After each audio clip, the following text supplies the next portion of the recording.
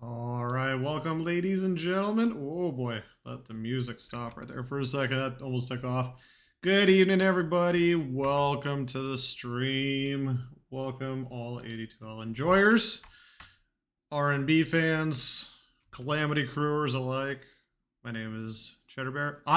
Ricky, I almost went back 10 years and changed my username back to my old esports days. Anyways, I got Ricky joining me. What's up, buddy? Nothing much. Just excited to watch Bro, this R&B match. I had like you've seen that like dog with like Vietnam like helicopters meme, like the PTSD memes. Like Oh yeah, I I had know that almost exactly what happen. you're talking about. Yeah. No, I almost like sent back like 10 years. I was about to be like, my name is Cheesehead Logic, just like Jesus, like whoops, like that could have been really bad. Yeah, so we are just about to go live, guys. We're just waiting right now in the background for the kind of in game to start. We got a little bit of a live suggestion that you might be a tiny bit quiet. Let's see if we can up you a little bit. How about now? All right, let's see how my voice sounds right now. Is this good? I hope so. I don't know, man. Ness will give us some feedback. He's watching, so we'll kind of get it across the board. Worst comes worst, I can keep like bumping audio switches and levers as we go on. So yeah, so we're to keep the chat live and everything. We are in client, but we're not in lobby, so we're just waiting for the delay for their draft to actually begin. They're on a 5-minute delay timer. If I'm reading that correctly, that's what, about 3:20. So we're about a minute and a half away from the actual draft beginning on our side. Dude, it's season 40. We can officially put season 39 to rest. Rest Yeah, in peace. I haven't kept up at all with season 40 so far. This is barely the first week, right? Like I didn't miss a week, right? This is the first No, week? you didn't miss anything at all. Yesterday were the first like default games that we're at least accustomed to and used to, and so everybody kicked their games off that could play. Obviously, we had a few little reschedules here and there, and that's why we're kind of here today. So Friday's not a typical default day, but R&B and Calamity Career rescheduled, and then as well other teams across Dota as well. As well rescheduled. Like my team, we play on Sunday. So have you played? No, I'm not on the team this season. Actually, I'm pretty much only playing another league right now. I only have That's enough. right. That's right. That's what I was like. I know. Yeah. I was like. I swear you were playing, but I couldn't remember if it was AD2L or not. I was like, so. Yeah, no, not. I don't have time for 2 leagues, and I wanted to try out the other one. But I'm liking it, but not as much as I liked AD2L. So I'm probably gonna be back for season 41.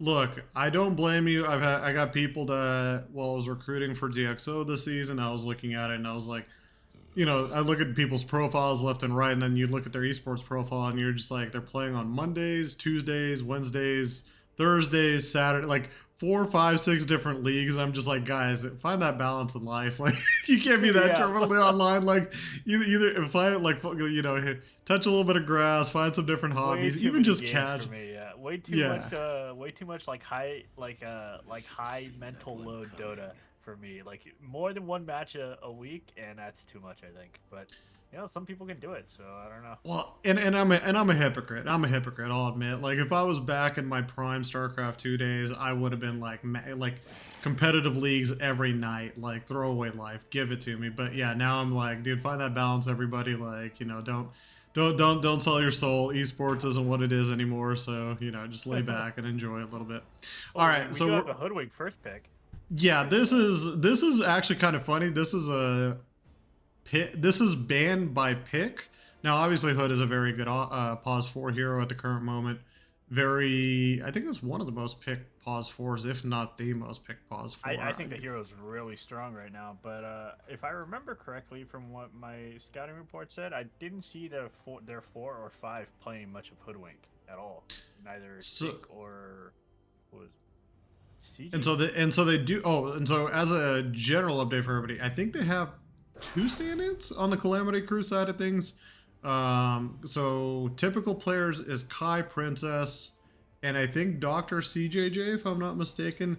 Sync and Cartographer. So Cartographer is Chev, for those that are unfamiliar, who's a regular in AD2L play. they're standing in, so mid's a stand in, and I'm not sure what the other position is. If Sync is, I guess Sync maybe it's Doctor CJJ. That's not regular.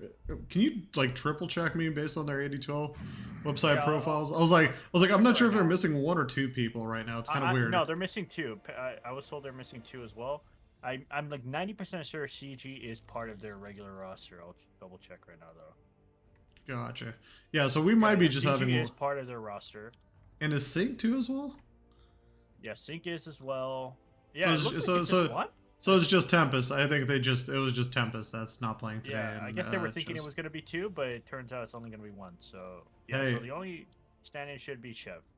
more benefit to them. We've got Wyvern bands. I like that. I think that's a basically what Ed's playing currently a ton on the R&B side on the off lane. That's a great counter band as well as the Night Stalker that we see. Void Spirit taking taking a mid option out. Doom a very meta off laner. Even if you want to even throw him on pos 4 as a flex. So all of these bands right now out of the Calamity Crew side, I think, are kind of on point. Meanwhile, on R&B side, I think they're taking away some of the options that we've seen. A few spam comfort picks. I think the Ember Spirit and the Puck are Chev direct bands. Pretty sure. 100%. Yeah. And then yeah, just the Faceless Void takes us out some of the catch. I know Ed's been working a little bit on the Mars side. Line is a great option. It's funny though, because and I know he's gonna eventually listen back and criticize me for saying this because apparently every time you make an analysis, it's not correct. But generally, Purple does not play typical and regular pos 5, so he doesn't get a ton of like line games in. There's a big part of me that says this is an Orion pause 4 line, and again, line is getting a lot of run Yeah, on the pause 4 I've seen Orion side. play a lot of pubs with Lions, so his line's pretty strong here. So I actually am going to say that this is going to be an Orion line here. Yeah, and it's a great setup combo too as well. I mean, you're giving yourself a stun, you're giving yourself a hex, you're giving yourself with arena control, you're forcing, generally speaking, BKBs out. Pretty, I feel like earlier too as well. All heroes have to be even more conscious about it. It's a great initiate and catch for a lot of these heroes. And Calamity Crew says, "All right, you want to catch us in an arena? Well, we'll throw a we'll throw a frost blast in your face."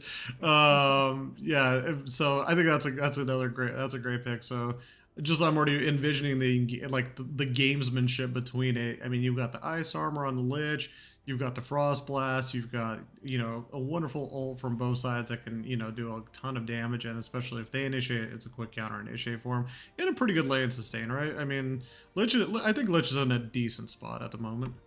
I will say that it's a little bit surprising to me that Nature's is being ignored by both teams, neither picked or banned right now. And I think I will say it's probably one of the strongest supports in the game right now. Nature's even still, and just completely ignored by both teams right now.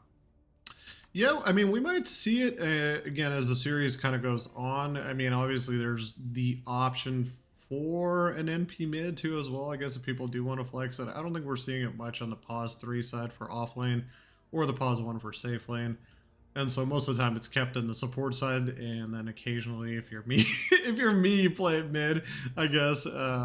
Chev is known to play in mid as well, however. So True. I mean, it could still very well be picked if the game looks good for it. Because I feel like Nature is a good hero, but as mid, I feel like you lose a lot of your the opportunity of having a hero that scales from position 4 or 5, right? So like, part of the strength is the fact that it scales so easily, and if you're gonna put it mid, well, you're kind of losing that, right? Because anything can scale from mid, right? So Yeah, I mean, generally speaking, it's what you want to, I guess, like sacrifice when you're looking at what you're willing to sacrifice. If you're me, like I'm willing to jump around from mid to other lanes to help out as quickly as possible. And if I hit 6 sooner, I'm a little bit stronger, can ult, hit timings, and help side lanes out a little bit faster and pop up anywhere and anytime I want. But you're also sacrificing maybe your mid and your levels if things don't go so well. And when it's put on a support like a pause 4 NP, then you're looking at less sacrifice, can help the mid scale even faster, which can be a bigger advantageous situation, as well as also safe lane. And so vice versa on the pause 5 side, if you want to go harass the safe CK. lane. CK with Lich, I think it's a very strong combo with the Frost Shield on CK, and that this hero is gonna be like completely unkillable. I don't think you can actually draft anything to kill CK through Lich Frost Armor. I don't think it's a thing you can do.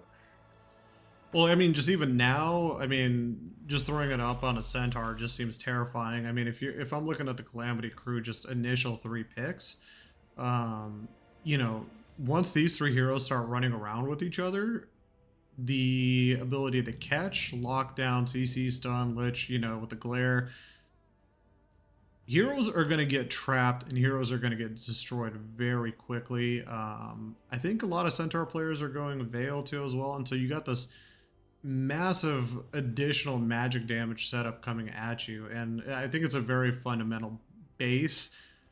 But there is that risk again when you look on the other side. If they do get caught by the Mars Arena Initiate, the ability to run out, the ability to make some big shifts and maneuvers is pretty hard. You're basically, I'm guessing you're having to throw like a panic lich ult or something along those lines to be able to deal with stuff like this. But yeah, Arena goes down and Stampede's pretty useless for whoever's in there. Now, if you guys are probably like, oh, Terrorblade and a Juggernaut, like, why aren't you guys freaking out? Well, we're AD2L regulars, and for those that are unfamiliar, the Juggernaut is the safe lane player, and the Terrorblade is going to be the pos 5. Now, yeah, I mean, I've gone through about 3 years of migraines to get to this point to say that, this is what RNB is at this point. Purple Pansy does love his oddball pos 5s. He will justify that they all work. And to be honest, at this point, I have to agree with him because when I see him on a regular pos 5, it definitely doesn't work. So, just keep flying with the oddball heroes. And you know what? He runs it well. He carries the TV pos 5 really well. If he can keep so my like during the lane, I think it's going to be okay. I think he's going to be able to hit the centaur and kind of like poke out the hoodwink too as well, and so with the metamorph. But at some point in time, I do worry if he's going to be able to catch up pace. If you're familiar with Ed's playstyle, it's very like ahead of the team, as we know last season. Oh, yeah. It's very ahead of the team, and the biggest advantage as the game goes on, I feel like a Terrorblade, is that reflection that you can get hopefully on everybody, and matching with an arena that could be very dangerous. But if they're too distant, I feel like there's going to be a disconnect, or at least a minimization, kind of the min-maxing. It's going to be the min of the combination. And so it's the price you pay, when you have somebody like Ed on offlane. Like he has his pop-off games, and then he has his games where the things that make him pop off make him feed sometimes. So, but there is one thing for sure. Ed usually looks pretty good in the laning stage, and I think that's really important when you have a Mars. So, well, the way I see it, at least on the initial lane phase, the biggest thing that they can take advantage of, the Metamorph can at least poke people out, push people out. That additional damage is frustrating to deal with a little bit.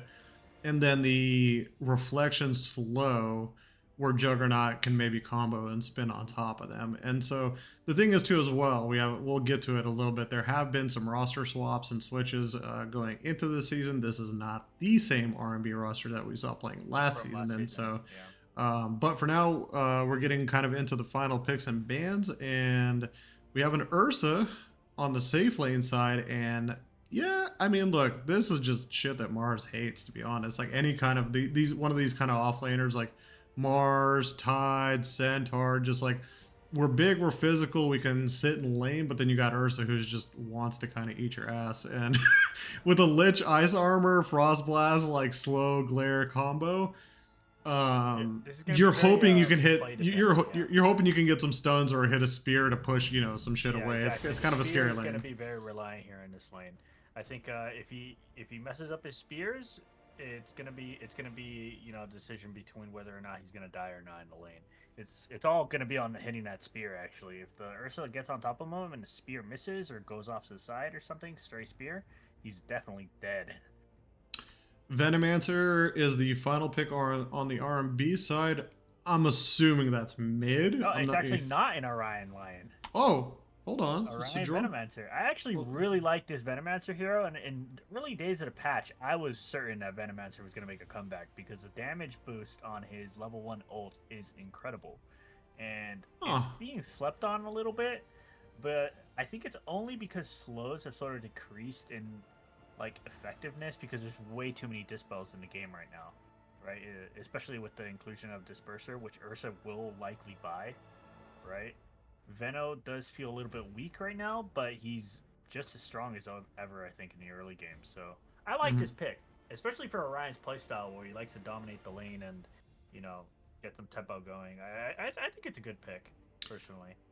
Well, what's going to be good about this, as you mentioned, is just I feel like when you're sitting in lane with the Mars, you're at least going to be able to stun, slow. The poison touch is going to be very annoying, and until Ursa gets his ult, that lack of resistance is going to be problematic. But also, if they can get on top of the Veno, I feel like that's going to be a very easy kill.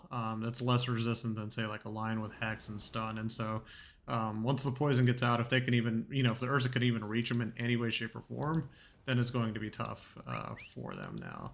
Let me. Ursa's Enrage is a dispel, right? As well. So there's that factor as well because Yeah. Veno eventually gets Shard and it's going to stun him. He gets Gale. Actually, probably one of the only games where I advocate for Veno Ags is against Ursa because of the dispel on Gale.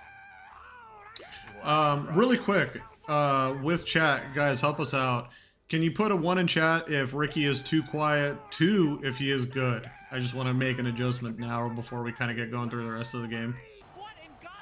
Okay, so you are too quiet. Can you? Is there any way for you to boost your mic? Like, can you swallow your mic like just just a little bit more? I can bring it down a little bit. Let's see.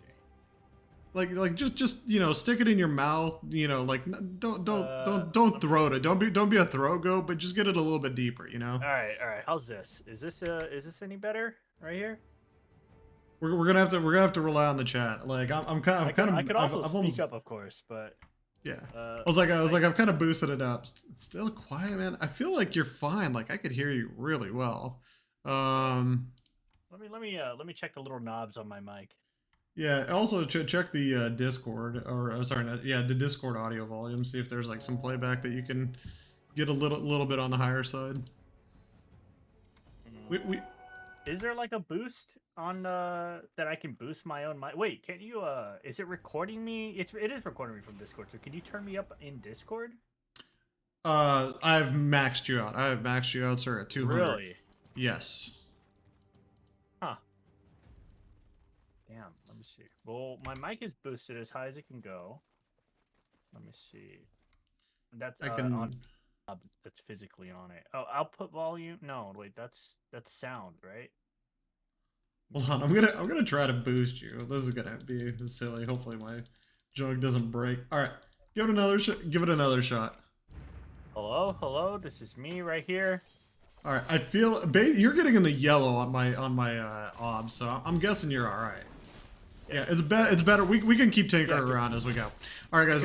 Just I should be in the yellow and sometimes peeking into red. I think for me to be like. Yeah. Well, best case scenario already happening for R&B in the off lane. Fortunately, I had the camera in the right spot. Reflection spin, getting the centaur, getting the hoodwink all in one go. What a start. These are just things you don't see R&B do every single day, unfortunately. But congrats to them getting the first 2 kills in lane. So it will be Daddy Odin, who is the new member for R&B, along with Purple Pansy on the 5. We have Jorm, another new member. The continuous cycle of who can play mid for, or who can carry mid for R&B happening. And then down in bottom lane, they have Ed back on R&B this time around, and with the other staple Orion. Pause 4 coming around on the Calamity side of things. You got Kai on the Ursa. Lich is playing by JJGGGG. Chev, the stand-in mid, saying the Tempest taught him. Has to be careful. I mean, Lion suck hurts, man. Have you been sucked by Lion recently? It kind of hurts. Unfortunately, I'm usually the one doing the sucking on Lion, so. It hurts. It does hurt, yeah. Oh, there was a kill top on Ursa. Oh, gotta. Wow, well, what a start! These lanes are all going R&B actually right now. Yeah, pretty wild. What's going on in the mid lane? Oh, I forgot to change. Lion's actually trailing behind a little bit, but it's kind of to be expected, I think, when you're playing a support hero middle against a hero like Queen of Pain. Yeah. And we, as well, we got Sync on the Hoodwink pause 4, Princess on the pause 3 with the Centaur. And yeah, this is a very unique start. I know tomorrow or later tonight I'll get flack and they'll probably say, what do you mean we don't get kills and win lanes? It's actually an R&B branding type issue. They just don't win lanes. And so getting a 4-0 start like this is very promising, and I feel like just keep pressing them right now. I mean, if you got spin up on Jug, especially in top lane, why not just keep reflecting, metamorph, and yeah, exactly, Here it just comes, go exactly, for it. right now. Oh, Teeing it up right now. And this this is probably very close, but good bushwhack from the Hoodwink to Yeah. peel for a CK. See, I don't think CK would have died either way, but it was nice to get some of that damage away from him. Meanwhile, over in mid, we're taking a look at Lion, and this is kind of torturous for a Quap. Like, obviously, you want to constantly hit the Shadow Strike over and over again, but if you don't have any mana to hit the Shadow Strike, it's a two leveled up stun, 2 level mana drain. While we have another death over in CK, top yeah. lane. And so, yeah, it's just very tough for a Quap right now because you're left with basically trying to like physically last it. You can't push off, you can't harass that well. Now, meanwhile, over in safe lane, Ursa is trying to make that combo work, but as we talked about, a little bit of that slow, a little bit of that push off with the spear, the bash from Mars as well. Keeping Orion at least safe for the moment, but there is a little bit of that threat. Yeah, Oh, really Kai hard to wants get on it so top bad. of any of the heroes in here in this lane because Ed has the spear and you also have Gale if you get a little bit too close. So I don't think Ursa should realistically kill anybody in this lane at any point. It's all going to be up to some misplays from Dire, I think. That's the only way that it'll happen. So Jorm getting a little bit low over in mid. Has to be kind of careful. Keep trying to suck off as much mana as possible. There are a couple mangoes, so keep an eye on that. The moment that I feel Ched feels comfortable enough with the I guess the base of the hero, there's no magic stick charges on the line right now. So a good double mango use blink. Yeah, yeah, I think he can die here with a scream of pain. I mean, I think it's within range. Good Ched playing it safe for now, but definitely killable. Bottom. Take a look at this. Trying to disrupt the Lich Pool here. And there we go. I think that's a kill. Yeah, unfortunately, a little out of position there, and Ursa does get a kill. Yeah, this Lich is going to become problematic. I think while you might want to max out, or not max out, but you continue to level up Ice Armor, this is probably one of those games because you have an Ursa in lane, you'll grab the Sinister Gaze. Just having that extra second to pull people in and letting Ursa peacefully get swipes on him could secure a few more kills here in lane. Hoodwink getting caught in the jungle, by the way, by Orion and Purple. And the rotation from the Lion finishes it off.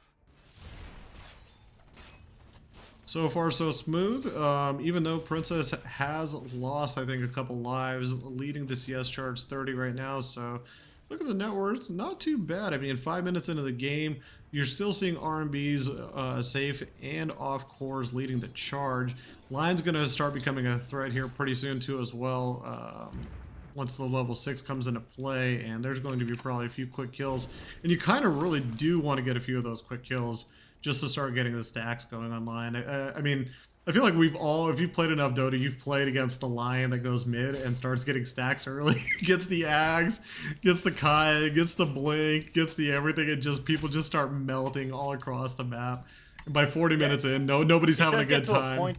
It does get to a point though where it just sort of hits like a wall, right? It's sort of like the Rubik phylactery middle meme, right? Like you do a lot of damage for a very long time. Like around like, I don't want to say a long time, but it is a decent chunk of time. Like up until like 27 minutes or so, you're just like dominating the game. And then I feel like the damage just goes off a cliff. And then on top of that, you also have to remember that Lion doesn't have the best stack gain. So in these mid-game fights, he is going to have trouble surviving against these like level 2, level 3 ults that Queen of Pain is going to be throwing out, for example. And as a core, it's not really what you want. Mm-hmm. I just worry. I'm always used to those games where, with enough stacks with the Ags and with all the other buffs, what happens is with a blink, a line just pops Yeah, in the and talent that gives and them then just HP. supports start just getting one shot at left and right. If they start showing, they just die automatically, and it's kind of it's tough. It's the one time where I make the league comparison where just people get nuked to death. Like it feels like they get one shotted.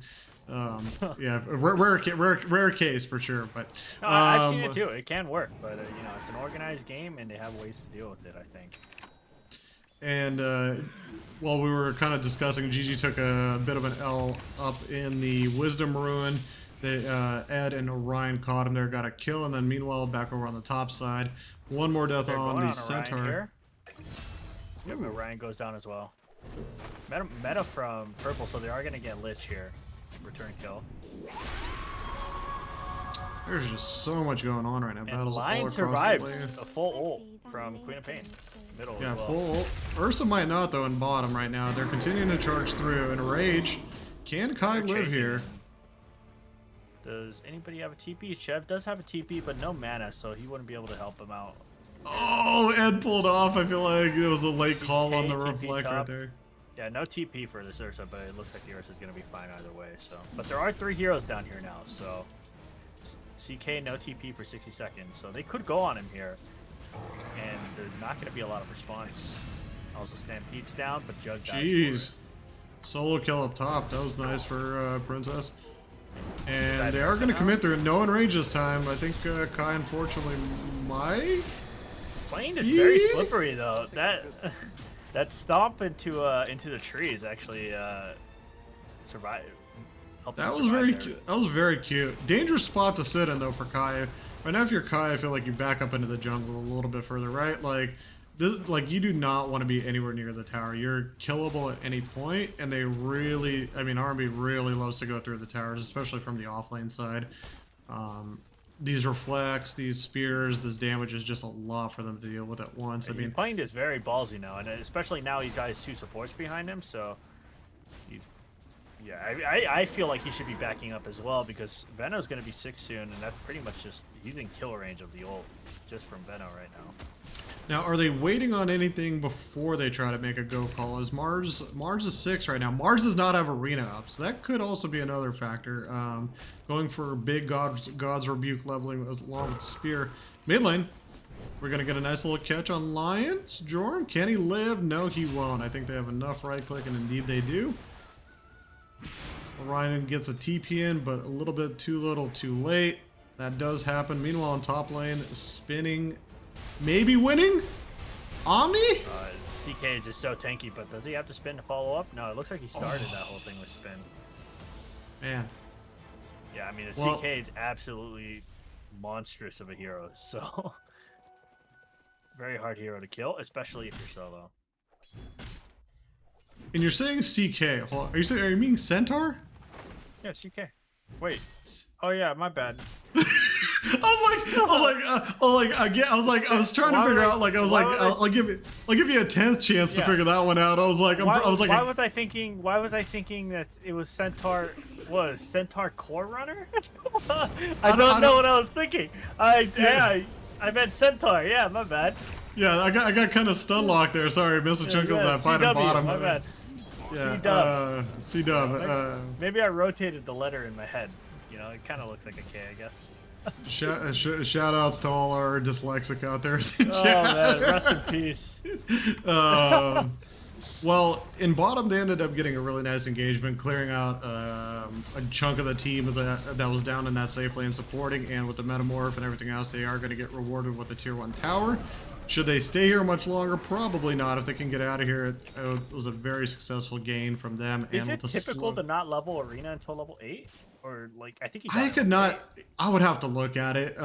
Me personally, I like to have the arena at 6 just for the catch and just the initiate potential. Just something to hit, bounce off, and just utilize as a combo. But, you know, if you're not planning to go on anybody and you're planning to farm, it's kind of like almost like not to compare fucking Mars to Luna, but you know, it's like you're just going a little bit on the farm heavy side of abilities rather than you go like 1-4-4-1 or something. Chat, calm down. We're not gonna compare, you know, Luna to Mars as farmers, but up there. Lion goes another good catch, and I think they're going to get rewarded with the Mars here. Here's the arena, though, this Big time around. Thunder. And Lich's ult not hitting a ton of other heroes, even though there's reflections around. Nothing really to help him out. And beautiful arena, beautiful counter engagement, and save by everything else. Thunder from Purple right there. That actually made the fight. And Ed just had complete faith that it was coming too, because he threw down the arena at like 50 HP. I mean, hey, look, it's what the hero's supposed to. I mean, if you're gonna pick a pause 5, it's kind of what it's supposed to do at that point, you know. It's like Weaver. It's like Weaver pause 5, pause 4, pause 5. It's like you're gonna probably end up getting ags and trying to keep somebody alive at some point. I've actually never considered the fact that this is basically Weaver without 4K gold. Yeah. This is actually really interesting of a support hero, I'm not gonna lie. It's actually only the second time I've seen it in action from like this perspective, however. So it's really nice to see this. Yeah. I don't know if I don't know if I'm traumatized. I don't know if I've accepted it. Like it's just a thing. It's a thing. So there was a little engagement in top lane that I watched earlier that didn't end up being a kill, and that was the Juggernaut trying to spin an Omni Slash on the Centaur, and Centaur is pretty chonkers right now. I mean, with the Veil, the phase boots, too for 15 armor right now. And so with Blink only a couple of 100 gold away, Centaur's going to start coming online and becoming a bit of a problem. Centaur really hasn't been a part of the rest of the map or the rest of the game. And GG going down right there. And so once Centaur joins, Arena goes down top. Centaur dies to it. Did they catch Sync maybe too as well? Oh my God, it's Jorm with the blink. Where'd you come from, sir? Absolutely annihilated right there. The mannequin actually does chunk really hard when it's this high level this early. Wow, I haven't seen that actually, but 4 points in mana drain at this point in the game, pretty nuts. And the shard does he have the shard already? No, he's shouldn't not 15 minutes just yet. 20 seconds, yeah. Once shard comes into play, that's gonna be pretty nasty. Ursa's going the Battle Fury build this game, so obviously plans of some farming. And that's pretty much the rest of the game for Ursa. But yeah, as you mentioned, R&B now pushing the pace, getting up into the high ground, the triangle side of top to try to push. But here we go. Did good stomp from the Centaur getting 2. Oh, good. Not the greatest of desired ults from the Lich, just because you've got multiple Ancient Stack camps kind of eating up a chunk of those blasts, but look at the sustain right now from R&B at the moment. They are not flinching, and with the Jug coming on in. Yeah, I should have backed up there, I think. Beautiful. Odin. Just really good fight. Yeah, unfortunately the spear missed, so they weren't able to get the Queen of Pain, but they did secure the Ancient Stack, so if they choose to take it, which they very well could. I think with Venom can take that stack. And right now, there's a follow-up fight going on that's a bit of a continuum right now. The Centaur try to go for the Lion. Yeah. Very greedy, but I guess they wanted to get something out of that fight. But unfortunately, they don't get anything except for purple at the very beginning. Yeah, it's kind of unfortunate. It's like the Centaur's trying to work through something in between all the Veno Plague Wards, and it's just not working out for him, trying to move around. And can we get a catch on Chef? Canceling those blinks. Dead right here. Dead to the right. Boy. And Lich goes down as well. They didn't want to let the Ancient Stacks go, right? So. Well, okay. We've been in this situation last season. For those that are not familiar with us, Ricky and I, we were on the same team. So this is us theory crafting together. If we were in this situation like last season, what are we going to do? We just chain fought about 2-3 times. You're calling for everybody to piss off pretty much from the from the lanes, quit showing right, let the Ursa farm in peace, create space where you can, but avoid, right? You're not trying to fight them anymore. This is just scaling really badly, and Mars ult is not a very long cooldown. It's 90 seconds, so they're constantly in a position to press and push. And with Lion now getting a little bit bigger, almost level 12, I feel like you really do not want to show right now. Play the corners. Shard wasn't out yet, right? For that fight, they didn't. Nope. Lion didn't even have Shard yet, but now he does. So these fights are gonna start looking a little bit worse actually with that shard, especially such an early timing because the Queen of Pain's not gonna be able to do anything actually. So now, Take a look. they catch out the Ursa bottom. Speared onto the thingy, the outpost. Oh, Good rotation from Queen of Pain to save the Ursa. very nice. You get a purple And pansy. Lich is Oh, getting nice flanked. dodge. Nice Nice old dodge. flank coming from the Lich as well, and he has ult. He's got shard, so this time at least some of these ults can't run away on him. And great return kill. They do lose the Ursa, which sucks, but they get 3 in return. Both supports and the pause 3 for that. And meanwhile, in top lane, Solo Didn't kill get- for Jug. didn't get you last time, got you this time. Not the person I feel like you want to die to right now, right? Like, Especially not solo. It's like in team fights, it's one thing, but solo, that when he's in his farming patterns, that's not something you want to be doing. but you're looking also at items. I mean, how close to an Eagle Song to finish up that Disperser? Once Disperser comes into the game, they got the Centaur, but you got the Disperser. You got basically like a baby Centaur in your pocket, like ready to like Pocket run away and Centaur. charge through. Pocket- Yeah, it's a pocket. pocket It's, like, it's not a pocket Ricky. It's a pocket Centaur. Pocket stampede. No, I really like the Disperser early pickup like this.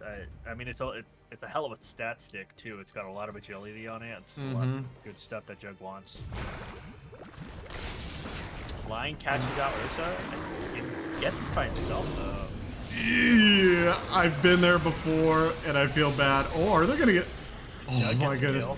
Should die to the hoodwink though. Okay. Yeah, I was like, geez, like, I've been there before as Lion, like, I think I could pop him down. It miscalculates it, ends up dying, and Jug almost as well without getting anything in return, but... This little trio is looking to fight here. This could go either way, actually, because Queen of Pain still has ult, but these 3 heroes are really strong right now. It just immediately pops the Lich head. Wild. Nice Wild pickup. stuff. All right, we'll get a little bit of chat interactivity for this one. Since we're talking about Juggernaut a little bit, Shard not that great anymore, right? Do you pick it up anywhere between your first maybe 3 to 4 items anymore, or do you just let that be a late game or tormentor? So like, put 1 in chat if you pick it up early. Put 2 if you pick it up late. I'm just curious at this point. What are you looking at? What are you looking out of the Jug Shard? Do you want it anymore? Do we hate it? Do we love it? Because I mean, for me personally, I was like, if you're not additionally spinning like quicker, like the movement alone is like a negative, and so I got a guess you're fight going right. on. It's just radius and slow now, huh? Yeah, it's not that fun. It's not that fun anymore. Well, we got a little bit of a split fight between continuing to try to finish off the tier 1 and below the tier 2. From Lion blows up. Oh, Sync just completely getting his face blown off. And there goes the Lich, and that is almost a near team wipe. I mean, look, you're trading away. This is the one time where I will say, great tactical death by Purple right there. You trade a one for 4. Very successful. Ursa is in no man's land at the current moment right now with just a Battle Fury and a Blink Dagger. Not even a component for the next item. Meanwhile, your Going tier in 2s for are starting Roche, to go down. though. What do you think about this? He's going in for Roche. Will he get it? Or will... So, Roche's Ursa is not what Roche for Ursa used to be anymore. With the mask, you used to be able to, you know, early level it with, you know, level, you know, 8, 9, 7 if you got support, maybe even sooner. But you're really hoping you have enough claps and hit sticks, and right now, Kai might end up just barely getting the Roche. Yeah. Jesus, oh, the anxiety. Got really lucky with the Vampire Fangs. He didn't need Morbid for it, so... Yeah. I mean, a nice pickup either way. I guess he kind of denies it from Dire. Dire was probably going to start looking at getting it for themselves soon. So it's a good deny pickup either way. I don't think he's going to be able to accomplish much with Aegis himself, but, you know, it's something. You got to do something on the map when your entire team's dead.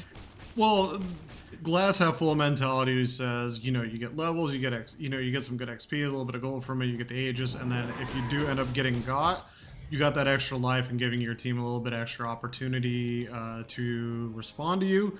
and you reset that Roche timer for the next level of Roche and drops a little bit sooner, which, you know, if things go your way, you can take advantage of that as well. Now, looking at items really quick, just kind of catching everybody up. The Hoodwink, even though pause 4 is going towards the Maelstrom route, with the Acorn bumps, you really like that, generally speaking. Ursa still aiming for the BKB, but a little ways away. The Lich going straight for the Lotus Orb, but what do you think about that? Straight Lotus, no Force, no Glimmer, nothing else, just straight counter spell. Who are we trying to counter is the question. I think it's for the Veno. Whenever I play Veno, I always see a lot of Lotus Orbs on the enemy team. So I think people think it's good against it, but at the same time, you have your Shard, and then you just give them another reason to build Ags. And Ags is usually horrible, right? But if they have a lot of Dispels, then it's really good, right? Because half the time the Ags doesn't even proc, right? But with this Lotus Orb first, for whatever reason, I don't know. When I play Veno, people build a lot of Lotus Orbs. I personally think it's a waste of money against just Veno, because I don't know what else you're purging here. Well, the thing is, like, maybe click down, like, Lion Stun is a possibility. I would say, like, maybe in a normal carry TB, you'd go for that. But the TB, if you're self-aware, you're seeing that the TB is only using ult to save people, not to use it as, like, an offensive weapon of any sort. It does dispel, right? I mean, you kind of get maybe the juggle. The juggle, it's kind of a fun interaction, to be honest. Like on the Lotus Orb, you just watch, like, it looks like two cats like fighting in a bag, you know. As Lich gets blown up in mid. If you ult a Lotus Orb, it is a very funny interaction. Yeah, I guess it's really good against everything that Lion has. Lion is pretty much only single target, so I guess there's that aspect as well. But Lotus Orb does dispel, right? The item doesn't seem to say that it does. Yeah, but it does. Right? Yeah, it is. Okay, it does. Yeah, I was like, I'm pretty sure it does. Yeah, dude. After the daily R&B chat discussions on items and meta and everything else, I'm like, I don't know what anything does anymore, because apparently we don't know what. Apparently we don't know what anything does anymore either. So you know, it's good to know. It's like we're all just. Speaking of that, actually, going back to one of the R&B discussions, not a single Mage Slayer on Radiant. Yeah, where's Orion? Where's Orion at? Yeah, disappointed in you, Orion. Big Mage Slayer fan. No Mage Slayer. In this game. Mage Slayer is really good on Hoodwink. I would actually argue that it's probably one of the first items you should go on Hoodwink. The problem is that since they're playing from behind, they want to push the waves out, and Maelstrom's better for that, right? So yeah, and well, possibly as well, Sync could be just of a different, like, build mentality. Like it seems like Lockdown is what he's going for with the Gleipnir, and so Mage Slayer's not the thing in mind at the current moment, which, you know, it's fine. I see benefits of both, is the way I'll describe it. I'm not gonna doubt it one way or the other. Because yeah, CC against a team that can just kind of run at you could also be helpful, and just to catch everybody in place. But this is gonna get really tough. I mean, the network's getting a little bit more split. The forces are getting pretty strong. You've got people that are split all over the map right now too as well. And as this tier 2 goes down, they're going to likely have to respond. I mean, this is a very comforting moment for R&B, because if they want to try to push high ground, I think they can. I don't think there's anything like really stopping them. We've seen pro teams lose of a lot larger of a lead going high ground in recent times, right? So like I don't blame them at all right now for backing up and just farming, right? Maybe even wait for the ages to expire and then wait for, you know, Roche, because going high ground in this meta is just like a throw fest. It's just way too easy to defend high ground, and nobody has seemed to be able to crack high ground without losing a lot of their advantage. So I don't blame them at all for backing up right now. I think they should be waiting out Aegis. Well, it's kind of funny because, you know, in Dota we think about like attributes, you know, agility, strength, intelligence, and just a universal approach. But when you're comparing teams, like team attributes, there's probably got to be like an attribute for like throwing in a late game clutch, you know, type team. And R&B really is high rank. Like if it was like a FIFA card, like their throwability rating would be like in the 90s. Like their ability to throw games, very high, but their ability to win games late, especially past 60 minutes, it's like a 99 like rating. Like they they are, you know, LeBron in 2K, you know, 13, like Miami Heat, like he just very high rated in both regards on those in those attributes. I agree because one night I joined the Discord 20 minutes into a match. I took a nap for like an hour or something, and they were still in the same match when I woke up. So. Yeah, I feel if anybody's played with R&B, they know the trench warfare that can, you know, happen from just a very casual Dota game. You'd look at it and be like, this thing probably should have ended it. It should have ended 30, you know, at 30 minutes, but you know, we're just gonna put an extra, you know, 60 on top of that. Exactly, but they are chipping here with the meta and stuff. So it's half HP now. So you know, no tree in this game. So that is permanent damage. I'm curious. Back. I wonder. Is there a way to see couriers? Dead couriers? Nope. I don't know. Actually, this is a great question, but I don't know. But Ursa's courier is dead, which I'm assuming there's a BKB recipe somewhere on there because he's already going for defusal into disperser, at least at the current moment. They are stalling pretty nicely for the Ursa, and they might get a good catch. Good save by Purple. He's going to pay the price. Mars is going to throw up the arena just to be able to get out. Princess is on the outside. Do they have any additional support coming to them? Too far? Dire is starting to converge, though. They're all running to this location, but I think Radiant is disengaging, So, you know, all things considered, not bad. A little split up. They caught them a tiny bit with their pants down and only paid their +5 as part of the price for it. So not too bad. Storm going for the big boom. No Kaya. Oh, spear. The spear was so close. Right on the heels of Hoodwink. All right, chat. A little bit of an electric boogaloo part 2 question. On Lion, in this situation, do you want to go Phylacrity? Do you want Kai? Do you want magic amp items? Or are you looking for that Aether Lens range with that Yule save / probably into Wind Waker later? What would you go in this scenario when you've got a Lich or Hoodwink that you can probably blow up just with magic amplification and some stacks as the game goes on? Just curious, just always curious to see what the response is. Lion's still sitting on the tier 1 neutral. Probably upgrade that. At least to a Psychic Headband. Psychic Headband comes out like 9 out of 10 times. I don't know why. But it would be really good on Lion. Mm-hmm. Oh, get Ceremonial Robe. I wonder what choices he got. Ceremonial Robe's pretty good though, I think. I mean, compared to just a Faded Brooch, yeah, probably. Probably. Yeah. Well, yeah, guaranteed better than the Faded Brooch. We're 30 minutes in. I mean, look, I get it. There are R&B mids love holding on to their early neutral items for, you know, anywhere from 7 to 70 minutes. But, you know, yeah, at some point you kind of got to upgrade. Smoke up coming out right now from the Calamity Crew side. They're looking for something in mid, and it looks like they're at least going to try to see if they can bait the Ursa for the tier 1 tower. Response in from Orion. Centaur pops their smoke early on the tower. It's unfortunate. Orion's trying to kill this wave before he gets anywhere close to the tower. Calamity Crew's got to be careful. Mars is back. Jug is on the opposite side of the river that can loop around on top of them.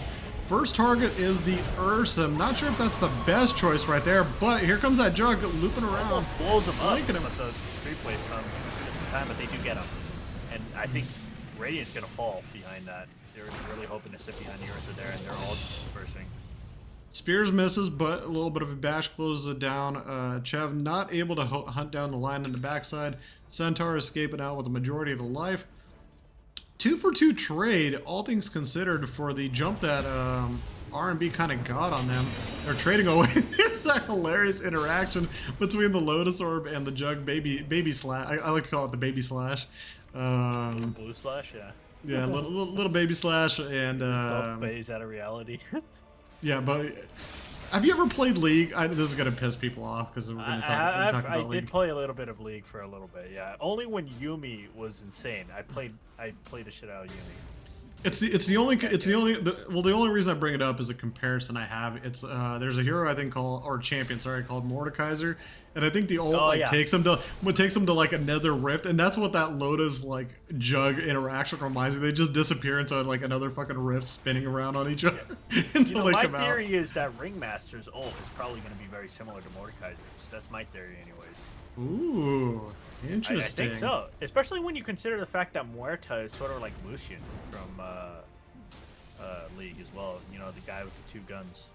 Very kind of similar, you know, very similar like archetype, you know. So I think probably Ringmaster is going to be pretty close to Mordekaiser, just because you brought it up. But the toxic malicious part of me wants like Puppet Master's like ult ability to be. Oh, hold on one second. A little engagement bottom. Just a little engagement. Oh, yeah. Jug gets pulled out by the Lich actually with the ult that far out, and we still have the full Omni Slash coming up in about 5 seconds. Everybody's trapped in arena. They're trying to get over to the Juggernaut. Silence. No Manta. No way to escape out of that. And yeah, with the ult just barely being down and Silence, not able to jump on top of them. RB has to be a little bit careful here. This is not great. Some of the teammates a little bit distance away from each other's response, and because of that early Rosh we're talking about, it's reset now, and here we go. Ursa's going to take advantage of it. They're going to get an Aegis, and they're going to get a Rosh banner, or a creep banner. Rosh banner? Rosh banner. Yeah, Roshan creep banner, yeah. They're going to get a Bruce banner. They're going to make the creeps big. That would be a funny troll, kind of like, you know how like Fortnite and all these other games, like that, basically. The lead is. Oh, go ahead. I can't help but try to be like humorous. I was just like, it'd be funny if like Dota went the whole like all these like pop culture games like Fortnite that love to add in like all sorts of, you know, like other shows and concepts into their games. Instead of the Roche banner, it'd be the Bruce banner, and you put it down in anything that passes through. It would turn into like little Hulks, like just walking up their lane. Kind of literally like from League, where you can spawn the little creature. Yeah. Rushes at the inhibitors or whatever it's called. Whatever they're called. Yep. That would be cool. That would be Roshans. Maybe it spawns little Roshans. little baby Roshans. No, you were talking about the graph. I mean, looking at the graph right now, the experience has swapped completely to the other side, and the gold and everything else is starting to catch up. Now, they do get a pretty nice jump on him. Centaur not in position right away. Ursa eating majority of that Omni Slash. Deep. Ursa trying to survive, and my God, Kai just barely living. Gets away. That's so sad. Oh no. But they will pay. They will pay a little bit of the price. Chev's first life goes down on the Aegis. Lich is down. Can they keep? Engage. Can they keep him alive? Chev does blink out. Oh my God, Ursa has to get out of here. Cannot be anywhere near this anymore. Oh yeah, gone. And rages, and TP's out. Great ult by Ed. They were 10k ahead at one point. You know, this patch is just so swingy. At any point, anybody can win. Literally at any point in the game, it's anybody's game.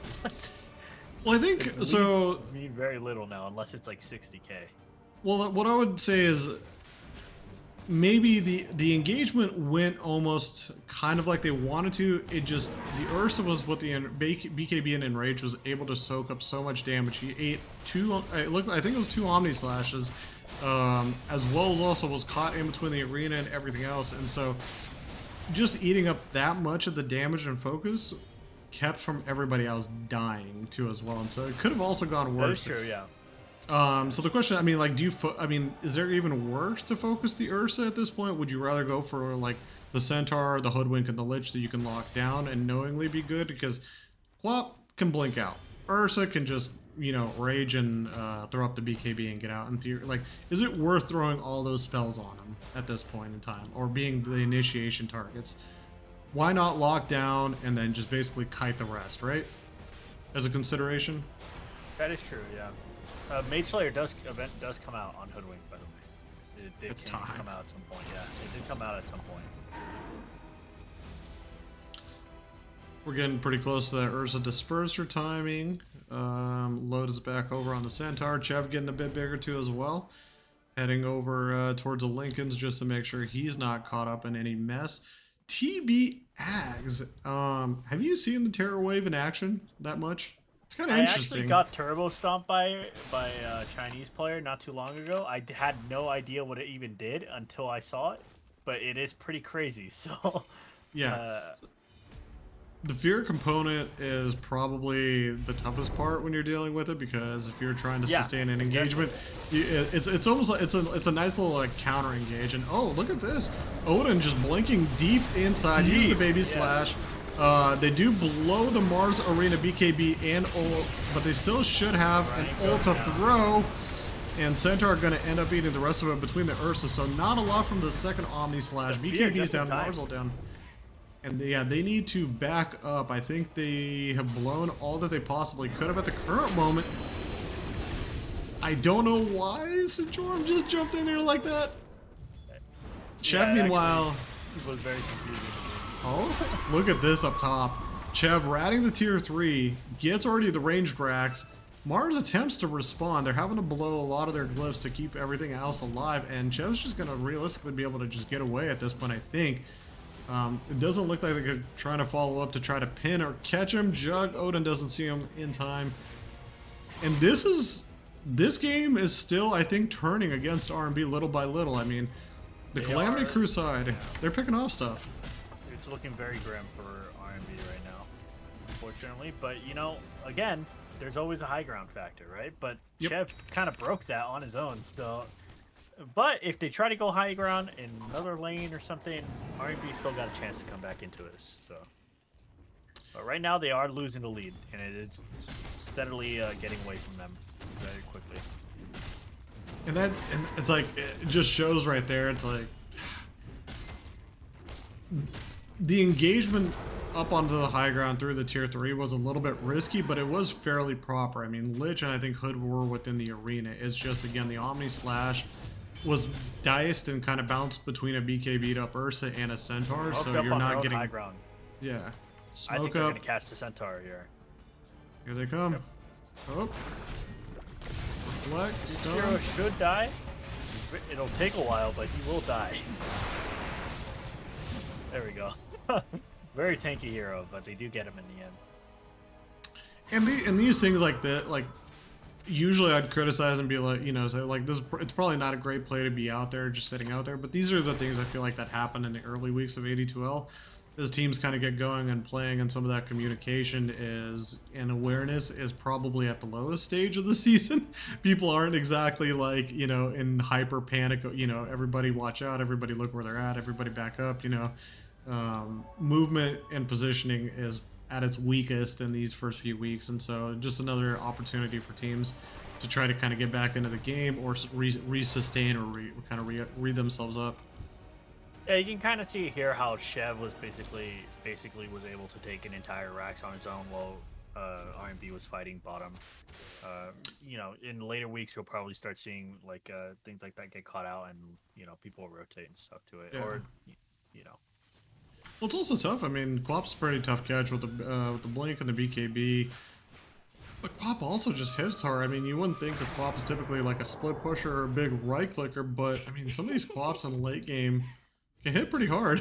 Like, it always kind of... Plasma out, this hero does a lot of right click damage right now. It surprises me, but it does a chunk. Looking back over at the Ursa, we almost finally have the Disperser after 5,000 years. I think that might be on the way. I'm not sure. Let's see what the buyback status is right now of everybody.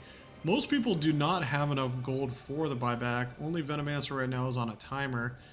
And yeah, it's one of those cautious moments in the game where you want to get, you know, your 5th, your 6th item, especially on a lot of these cores, but you also want to save your buyback, because as we've seen, you know, one fight going sideways could maybe end up losing all of your Raxes or even more, depending. R&B sort of setting up for Roche here.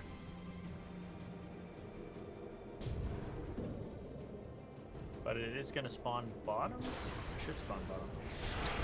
Well, they will get rewarded. By himself.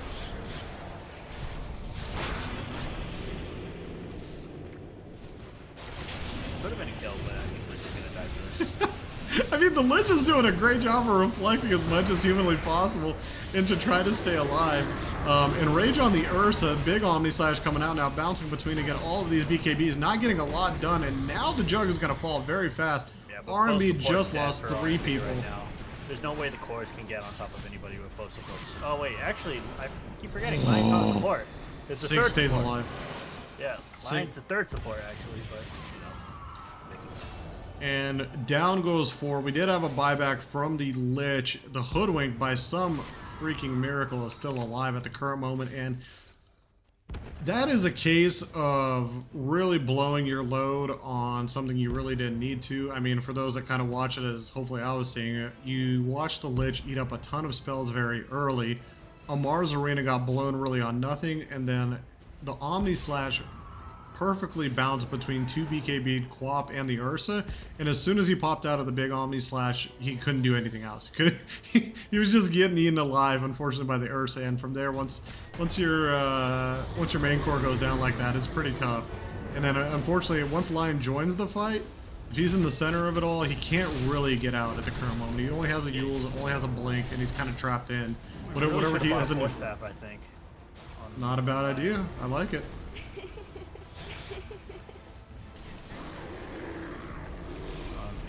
Big Thunder. Keeps Orion alive long enough. Well, you know, they just got a great fight, so it seems like they want to try to give it right back to R&B. Gotta give him a chance to get back into the game. Oh my god. Not being very sportsmanlike right now by TPing out and playing it safe. They got lit. It's that point of the game where it's like when stuff like that happens, all of a sudden the first thing you hear in comms is, "Guys, what are we doing?" That's the general call. Guys, what are we doing? Like when you have your Ursa through the tier 3s, like when you're when your team is nowhere near. Now this is kind of though, so. And this is also a potential stand-in issue too as well. I mean, Chev is pretty far at the current moment, unfortunately, and so he's nowhere near to be able to like contribute. He's hitting hard, he's hitting fast, and there's nothing really in top for him to get. But can he get the Mars here by himself though? It looks like he's gonna try. No, never mind. He blinks out. And it's a dangerous game because he's kind of trying to bait him out. Gets but caught out by the Lion. Yeah. Very thick though. Disable. Thick. Not enough disable. If they can't kill him with the Hex and the Sun, they're not gonna be able to kill him. He's Yeah. gonna blink out. They don't have enough lockdown. How much magic resist does Quap have right now? 45. Not that much, to be honest, but Yeah, but yeah, there's no, a lot still. of HP on there too. Yeah, thick daddy. Yeah, Chubb been doing squats. Big ass right now on that Quap. Third Roche in bottom. Ursa taking Roche on right now. We got the we got the Aegis, we got the Refresher Orb, and we got the Bruce Banner. Yeah, unfortunately, we are starting to see this Veno fall off as it usually does later in the game when all the dispels come out. There's so many dispels too on Ursa. But yeah, at that point though, you could see. I mean, it's important. Yeah, getting that Ags in. I think the trigger between the bounces is going to be big, and then biggest thing what you're attempting to do is I think amplify your. Well, the jug. For the most, I was like, I don't know who else you could really amplify. Like amplifying Lion's not going to help you anything with the Solar Crest, but like if you can help Judge, pretty nice. Yeah, it wouldn't be too bad. I was just like, I'm just trying to think who could actually do some serious damage. Like Mars is going to be nice on initial jump with the Shivas and the ult, but once he blows his first few initial spells, like he's just kind of trapped and sitting there too as well. At the current moment, Calamity Crew has a lot available to deal with him. Well, the game might be here in bottom lane with an Aegis. Calamity Crew's looking to push the tier 3 bottom and force a fight out. Smokes up from some of the R&B members. Some of them popped already. Ursa is on the side looking for a jump in. I think they know he's there though. Ed is like positioned as if he knows he's there. He might have been in vision for a brief second because the gate has vision on it, right? So it's possible that Ursa might have stepped too closely to it and. Ursa goes in. Ed's coming out with a BKB Mars Arena. Catch him out with the arena. And he just walks out of the arena, so that is an arena blown and gone. Now, can they still go high ground with the BKB down on Ursa? Chev eats a baby little Omni Slash, gets on out of there. Veno already out of the game right now. And the Jug kind of in no man's land, sort of in the middle of the entire enemy team right now. Lion going down, TB fallen. Jug and Mars are only the remaining 2. Buyback status, we do not have any available on R&B. This is the game right here. Actually, yeah, this is the game. No buyback except on Mars, and Mars and solo Jug, I don't think so. Jug goes down as well, so that's unfortunate. I mean, they were doing great in the early game. Unfortunately, they tried to go high ground, they just didn't have enough, and that was the game. Great sustain by Calamity crew is what I will say. Great patience, great sustain, because for a majority of the game, it really felt like R&B had the combo right, the control of the game, the positioning, the map control, and just a few awkward fights, a few timings, a few items came into play, and Calamity crew takes game 1. Nothing like a 30 down 32-41 win at 47 minutes. It's just R&B things, you know. Just little R&B things like that. Let's take a look at the post game, see what we can find here. Yeah, look at the swing actually on the win probability. It's very unfortunate, but the win probability not showing right now. Yeah, it's not showing. It's not showing for me, but game. Yeah. Yeah, I was like, it definitely swung, but yeah, I mean, the goal difference shot up, especially towards the very end. It was pretty, again, it seemed like R&B was in good control, but yeah, the scaling up towards the end, became very hard to break through Calamity crew. What I think it goes back to is just the fact that what spells were being blown on who, and how much of them they were able to soak up, because if you're Jug,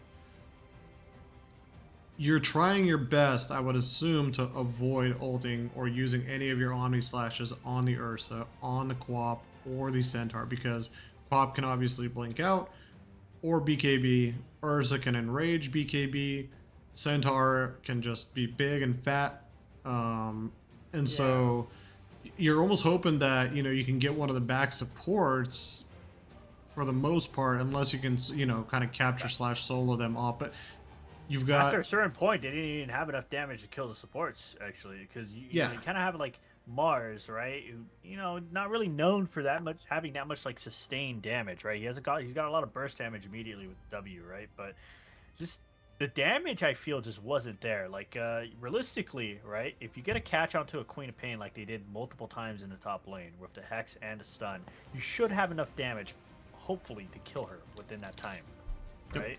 But they just didn't. With the Mars, pretty much Jug was the only one doing damage here near the end, right? I mean, unfortunately, they drafted for like sort of like early game momentum, and they just didn't have enough to go high ground, and their win condition, you know, slipped away from them. So yeah, if like just looking at it, you almost, until the BKBs and everything else and enrages fall, you almost want to kite through the fights, and it's not like the Aeon Disc was either an early item on Lich. And so the supports were available for the kills, and who probably should have been first focused to be able to kite then later on. And we have the dispersers, you have everything else, and so there's just too much initiation, I think, going on to the Centaur and the Ursa. They were able to just soak up more than they probably should have been allowed. Yeah. I mean, how much did they eat up that game? So yeah, 70 between the two of us, 70 and 62k. Like, that is a lot. Also, Hoodwink, also very deceptively tanky against physical damage dealers because of the evasion on Scurry. So, I mean, not the easiest supports to kill, you know, for their heroes. Dang. Well, what's going on? They are not in game number 2 just yet. We will be, I think, taking a small little short break just to kind of catch our breath, update the scorecards, all that good stuff, and let you all, you know, go to the bathroom, grab some food, or wherever you guys need. But, you know, when we come back, we'll head over to game number 2. We'll be back, guys.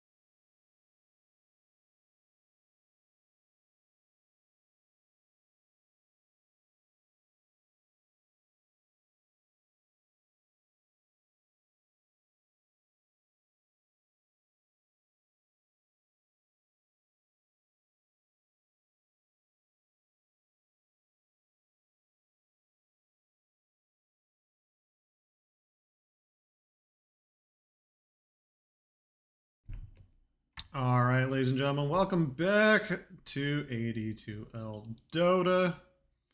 Hopefully, you had a chance to go to the bathroom, find some real Dota players to watch in between here. But, if you're still here and looking for the hottest, young, single Dota action, you're in the right place.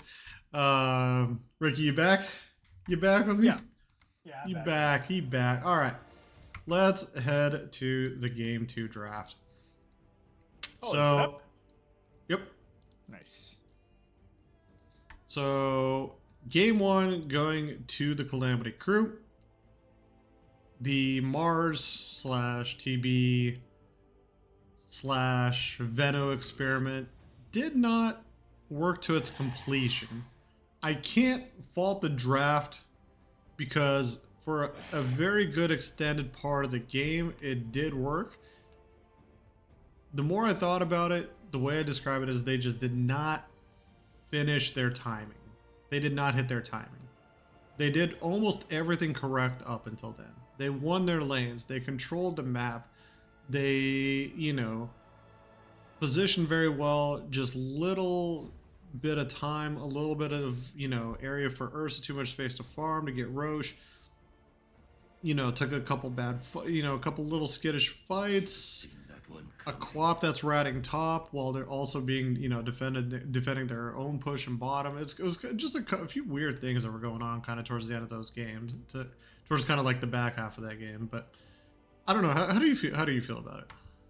Well, I feel like they had to keep a better eye on their waves, obviously, because what the Queen of Pain did should realistically never happen if you're trying to push the enemy base, right? Unfortunately, their game plan after they lost a couple key fights was to defend high ground, but they were never able to because Queen got a Rax for free. True. We're seeing the initial bans. Night Stalker line coming out from the Calamity crew, Winter Wyvern. So that's a Orion. That's an Orion. Just respect meta, good hero ban, and because of that, they're also going to pick the Hoodwink because why ban Hoodwink when you can pick Hoodwink? So all in like that 4 hero section between the 3 bans and the pick, very nice start from the Calamity crew. Meanwhile, a very similar ban list coming out from R&B as last game. We see the couple mids of Chev with the Ember Spirit and the Puck, and then supports in the Oracle and the Venge, which are excellent save heroes. So, Ricky, if you're not spending your night playing Dota on a Friday night, what would you be doing right now? I'd probably be playing Dota 2. Not the right answer. Not the right answer. If I wasn't watching Dota 2 on a Friday night, I'd definitely be playing Dota 2 on a Friday night. So we're all addicted here, okay? We're all helpless addicts. A little bit, a little bit, man. I gave you a softball, and you just. Oh no, I'm chucking that softball way out there, right? I'm not even attempting to hit it. Okay. Man, yeah, no.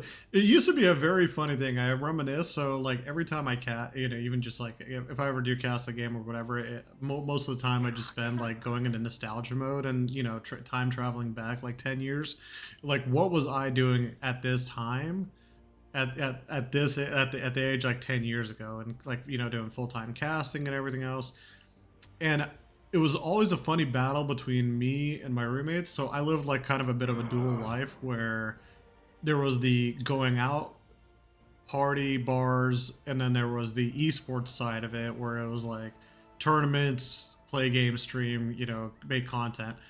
And it was and Friday nights used to be the worst because it was just like, if you've ever seen that picture of like Spider-Man getting pulled by like Carnage and Venom or whatever the case is, or I can't remember what the picture is. Maybe it's like Spider-Man and Venom like battling over each other, trying to pull Peter Parker in. It was like really ripping me every single time, and it always makes me sad when like Friday night I'm like doing Dota or content because I'm like, it feels like the night to go out, and then I remember I was like, Dota's not too bad either. It's not too bad. That's pretty funny. I mean, in general, right? I feel like Friday Night Dota is at its best because it's just the most unhinged people are playing. So it's like it's like funny, you know? It's like you'll be playing a game, and then like you'll suddenly see like Silencer build like some weird item level 1, and it's like you don't know what's going on, you know?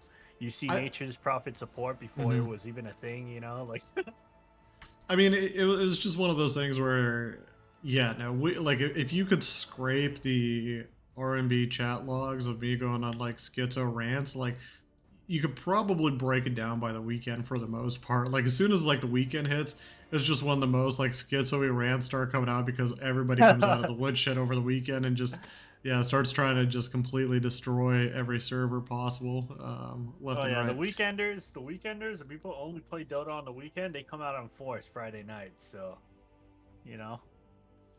So looking at the draft really quick, Abaddon, I like it. I think it's one of the most common picked heroes just now in general. I mean, whether you want it on the support or if you want it on the off lane. Who plays I've even said Abaddon support on that RMB? should be Orion. It should be Orion. Okay. Obviously, you know, Abaddon outside of maybe mid is a fit where you want to fit it type hero.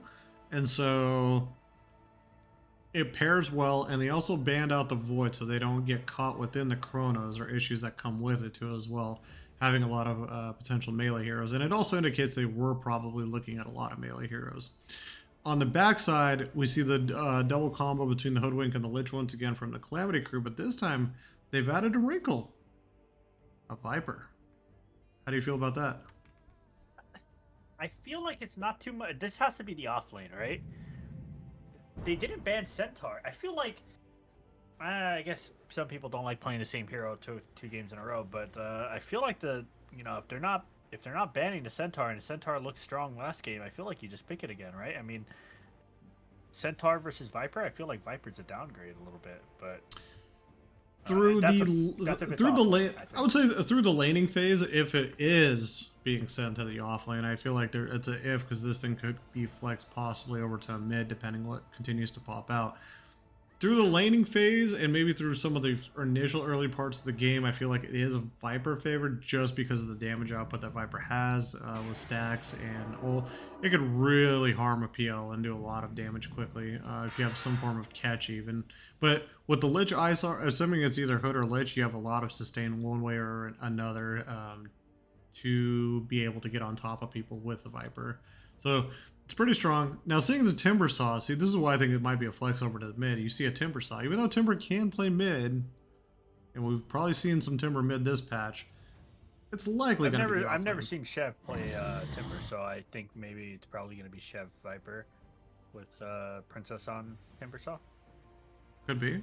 Could be. Void But Spirit from I the was Hearts. wrong about the Lion last game, so I don't True. know. We've seen scarier things, so Um, I guess IPA is correct. I'm looking at chat really quick for a sec, and it definitely could be an Abaddon 5 from the purple side. Maybe I'm just in my head, I'm thinking the Abaddon is a better fit at pause 4, but um, they're they'd be last picking Orion's hero then, if that were the I mean case. they did it last game, so Wasn't the with the TV? What was the pick order? TB Oh yeah, was I Veno think was yeah last. Yeah, Veno was last pick. yeah, you're right. Yeah, forgot about that. Yeah, Veno was last pick, so they are saving the Orion pick for last. I don't know. Like this Radiant draft feels a lot weaker than it did last game. Uh, like very little lockdown. I don't see what gets them through like the very weaker lanes actually, surprisingly. You know, but maybe Well, they what felt like they needed to dial back the laning stage a little bit and go a little bit more mid game oriented. Well, it's mid game into scalability into the late game because as the late game gets bigger, obviously Abaddon becomes more problematic to deal Oh with yeah, and feels more of a waste to try to waste your target onto him. You've got the Mars that now, with the help of the Abaddon, can sustain a bit better. PL should be able to, majority of the time, sit through lane, but also have save. And again, you're splitting up, you know, when considering Lichel or Viper or everything else. And then you got some of the catch and some of the backline jump too as well with the Void Spirit right now. So I don't mind the draft at the current stage. I'm curious to see what they're going to last pick for Orion, possibly to help out the Sand King. cause. What is going on Calamity Crew right now? What are these picks? Who's I don't know going who's where? going where. Yeah, they got 3 offlaners as far as I can see right now. Yeah, I'm pretty bamboozled right now. Okay. Sand King safe lane could be kind of No. cool. I mean, it'd be cool, but I think it's gonna follow the PL around, right? Like because you want the pops. Yeah, true. That'll be my guess. Very fast though, so. Fuck, but then Viper one. Yeah, it's like. I mean, are you putting maybe? Are you maybe putting? Oh, what if Calamity's crew's assumption is that hero, Willow? What if Calamity Crew's assumption is that Abaddon and Mars were supposed to be the lane together, and so they picked the Timbersaw safe to sit for like in front of their face versus them? Chev is on Chev. So oh my god, it's middle. going mid. It's going mid. Safe lane Viper XD. All right, well you know, I don't know what's going on. Why not? Sometimes you just pick 3 offlane heroes, right? So silly right now. I mean, they're objective. I mean, Viper's objectively a strong hero, and I think if you can put in any one of the 3 core roles, I think you do it. So, I mean, I do like the last pick for Willow between the kind of CC control and the disengage capabilities. If they do find themselves in some trouble, or if they're in chase mode, Willow's going to be a great catch for heroes also, like Timbersaw. Sand King hates Orion. I mean, Orion's heroes Q. Yep. Yep. Super annoying for the Sand King.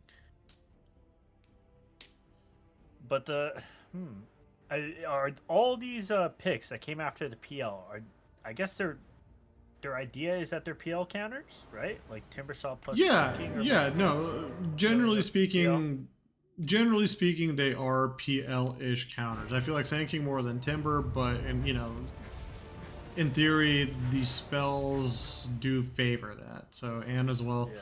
You can kind of catch up on some of that stuff, and so, all right, guys. This time around, I think we're properly set up. There we go.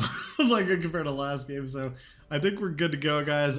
Just do quick introductions as the Calamity Crew smokes up. We got Chev on the Timbersaw, Princess on the offlane, Sand King. GG is going to be playing the Lich 5, Sync on the pause 4 Hood once again, and Viper is going to be run by Kai on the pause 1. They're going to be hunting down the R&B squad from the Radiant side, Ed on the Mars, Jorm on the Void Spirit mid, Daddy Odin on the PL, the Purple Pansy on Abaddon, and Willow's being played by Orion as the pause 4.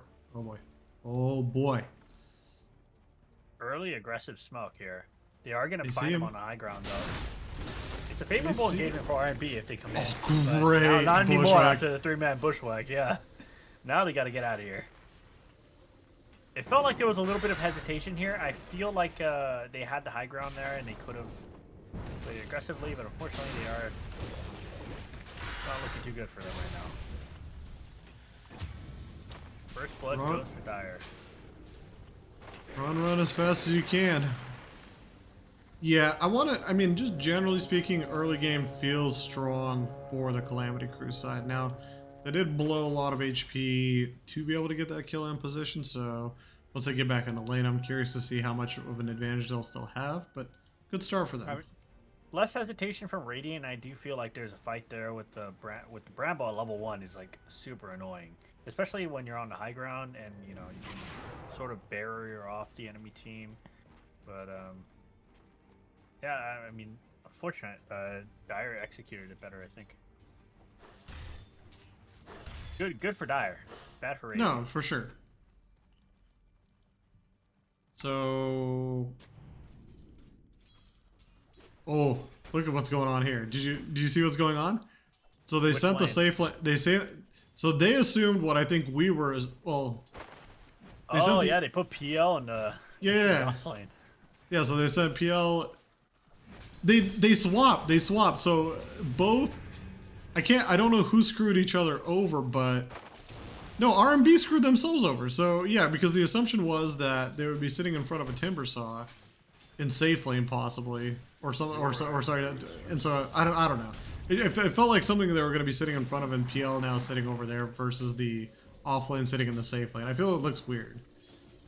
They might have lane like swap justified? Does PL prefer to lane against a Viper? I don't know about this. I feel like you should probably prefer to lane against a Sand King, right? PL against Viper seems like hell. I'm trying to like find the proper words to describe, but yeah, it's like a lane swap assumption made by R&B, and I don't know if it's going to be advantageous because the Viper versus the PL, as I mentioned in the lane, is not going to be that strong. I don't think it's that strong. I feel like there's a lot of kill ability, and if you're Abaddon too as well, like sure you can put one shield on, but once your one shield is used and burst, you can just get your ass eaten up alive too as well by the Viper, and so it's kind of a bit of a sketchy little lane scenario for them. The good news is Sejorm should be able to sit fairly peacefully in mid without getting pressed too hard, at least until level 6. But then by then, he'll have an escape. It's probably very nice for him also to be on a proper mid hero now. Yeah. Not getting completely bullied out of lane by superior stats.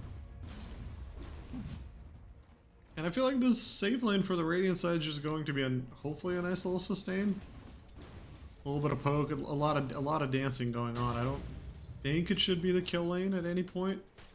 Sand King is very annoying to lane into as a melee hero. I guess, you know, I guess that's why another reason why you want the PL against the Viper instead. Especially with more points in Caustic Finale, you hate laning against this hero as a melee hero. Mm-hmm. But I guess Mars is dealing with it pretty well, I guess, because farmed the wave with the spells and everything, so.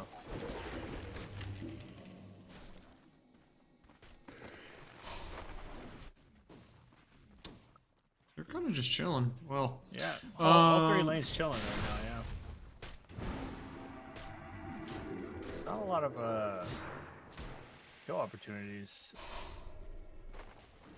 Well, compared to the start from last game, where you got about 5 kills in the first couple minutes, yeah. Very quiet in comparison, yeah. Yeah, much more so. For yourself, at least this patch, what have you on the support side been playing a chunk of? I've been playing nothing but Hoodwink and pretty much just Hoodwink. Hoodwink, Lion, Nature's Prophet. That's it. Not a bad combo. I think Hoodwink's probably the best support in the game, but Nature's. I said earlier that it was Nature's, but I think in a pub environment it's Nature's, but like in a coordinator, Abaddon goes down top. In coordinated environment, I think Hoodwink is a better hero. Well, the good thing for Hoodwink is not only the damage potential output, but the catch, but also the elusiveness. It's one of those heroes where I feel like you don't have to work too hard for your positioning. If you're in too deep as a Hoodwink, that's more on you. Like the hero's set up for you to not be in a bad position for the most part. Also, the hero of the scale is really nice. Has a lot of damage too, so. Great ult. It is a skill shot all across the board for the most part. On the ult also comes in handy in a lot of games. And in a game like this where you got a Mars, it's going to help out hopefully a ton. And we almost did have a death right there on Ed. Abaddon running into the enemy jungle right now, trying to get away. Maybe trying to deny himself to the camp. Doesn't get it. And so this is the situation I was talking about. It's like you can get one shield off. Bottom. Yep. You can get one shield off, but once you've lost that one shield until you get, you know, the cooldown, you're eating Viper stacks once again. And so if you're not moving, if you're not counter engaging, if you can't do anything else, like you're just going to be dying. I feel like over and over again. I feel bad because I was like, this is why I don't feel like it's a great lane for the Abaddon to sit there in front of the Viper and the Lich. It's just way too easy, double range, slow catch combos, magic burst very fast. Shields break quickly. It's a tough lane. It's a tough lane. R&B's confidence does feel a little bit shattered right now. It does feel like after that they haven't fully mentally recovered from game 2. It comes off that way to me. I think this lane swap for the PL to avoid the Sand King is a little bit of a sign of that. Oh, well, what do you think? It feels like they're not playing as aggressive as they were. I mean, granted, the dire lanes are very strong, right? Calamity crew drafted some killer lanes this time around, but I don't know. It feels like they're not playing as aggressively as they were last game. I think it's just tough. The way I describe it is like it's just tough right now to try to walk into them because the counter engagement is tough and the catch is tough, and it's not like, especially in bottom, it's like there's nothing, you know, like Bulwark isn't really going to help the Mars too as well. So Sand Spirit King gets rotated on by the Hoodwink in the middle. Nice. While that was happening. You were saying? Yeah, it's just like like this, like basically a lot of that damage that's all coming from the Sand King and the Hoodwink, like it's going to ignore a majority of what, you know, defensive capabilities that the Mars has right now. So it's a very tough walk in. Yeah, you could have the vision, everything else, but you're also risking your life every time you walk in, pretty much on them. It just the Calamity Crew lanes in the early game are strong. This game very strong, yeah.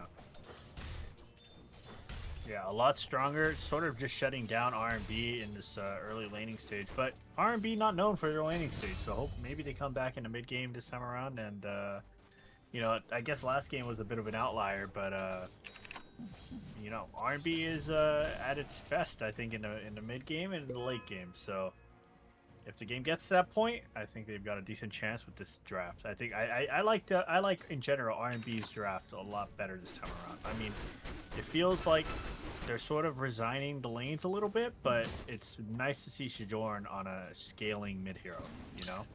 and as well, I think the overall, like the PL as well, can kind of scales nicely up into the game, gets much harder to kill. Great push, great initiate. Jesus, some of these fights that just keep breaking out under these towers. Oh, like I'm surprised. I was like, I look away for 1 second and it's like, why is there a fight happening under the tier 1 that far? Yeah, not what you want to see, unfortunately, with Mars going down with 2 supports behind them. Well, PL is 6, so now can kind of, if they're not too careful in that dire safe lane, can maybe eat some losses. Got to be a little bit careful. The Abaddon being bottom now, I think, is better, and with the Willow, maybe with, you know, Dust, they could start getting some things going and maybe get some catches. And as Mars gets close to level 6, that's going to be an opening and a nice timing for them to get going. Oh, a little catch on Hoodwink, maybe? And we do see a little catch on Hoodwink. I don't think. Oh, just a little bit. Oh, use the ult to escape. Doesn't die. Yeah, no, it doesn't die. I was saying I don't think she dies here, but yeah, she doesn't die there. It looked very close there for a second, but no, just not enough. Not enough damage.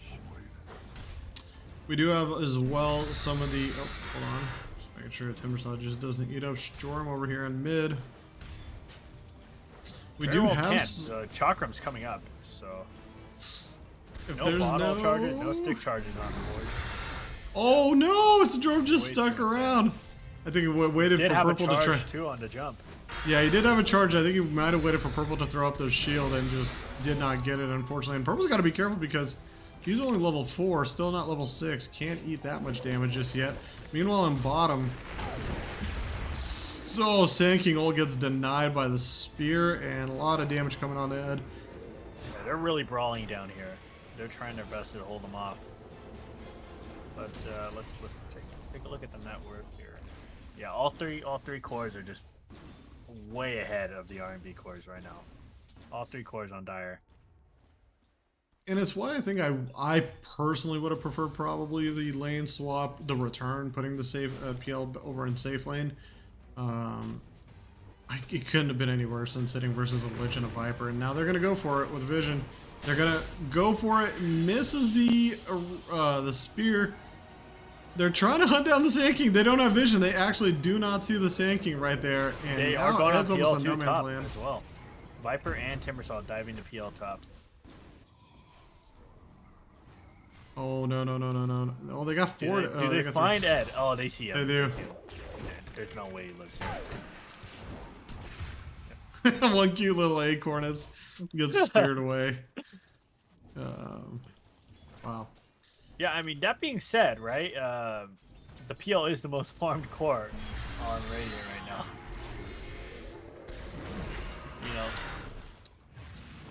that being said, as rough as this lane has been, you know, for the PL, because PL's been solo here for a decent chunk of time. Yeah, it's gonna. I think now's the time where if you're making calls, you're trying to get the PL out of that, you know, out of wherever lane that they're getting in trouble in. And generally that would be sending top.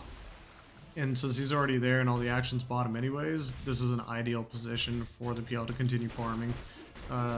even if the Viper does walk up on you, because if the Viper does walk up on you, you can at least, you know, kind of split off, run away, maybe even engage. Like, if you get that defusal, it might be a go on the Viper. I can't remember, like, even though I, you know, have like 600 games on Viper or whatever, the interaction between the Viper and the PL this early in the game with the defusal, I'd be curious to see how it ends up working out. Just to be able to at least hit. Being attack speed slow now is Yeah. hell for you, like for PL. You can pretty much just never go on him, and also his ult breaks you, so you don't even make illusions on top of that. If you get the right one though too as well is the other thing. Is like, true. and with the defusal, if you can knock off all the mana from the Viper, I feel like it almost turns into like a borderline stalemate. Mars Arena coming out. Adios to the Lich right there. Hoodwink can't get out just yet. Right now. Here comes the Mars Actually, though. Hoodwink gets away. I thought Hoodwink was dead for sure. Yeah, they're trying to bail on this fight. Oh, juking into trees? TPs? No. No, Okay. they get out. They get him. Yeah.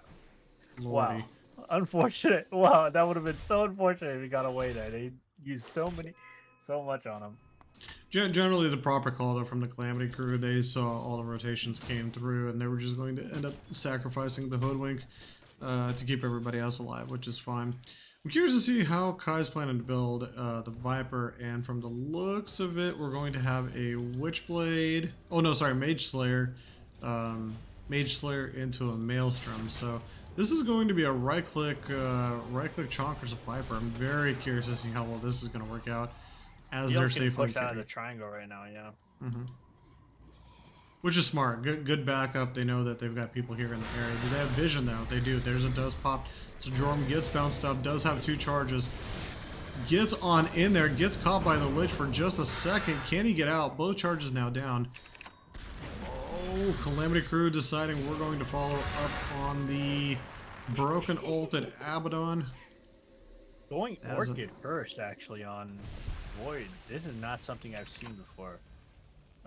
Especially with the fact that Void is universal, you should just be building literally anything with stats on it. But Orchid only has 10 intel on it, so it's not necessarily what you think of when you're thinking about stat sticks. But the way I'd look at it is, so we've seen already a couple times how the supports have been able to like get out or escape. This is a bit of a safe item or a conservative item that allows the Blitzcrank to backline, silence the opponent, and try to finish them off, or at least not allow them to escape out for the team to be able to come over. I was like, ideally you probably wouldn't, but you know, here we are. Timbersaw engaging in, baiting a fight. Bit of an awkward engagement here from both sides.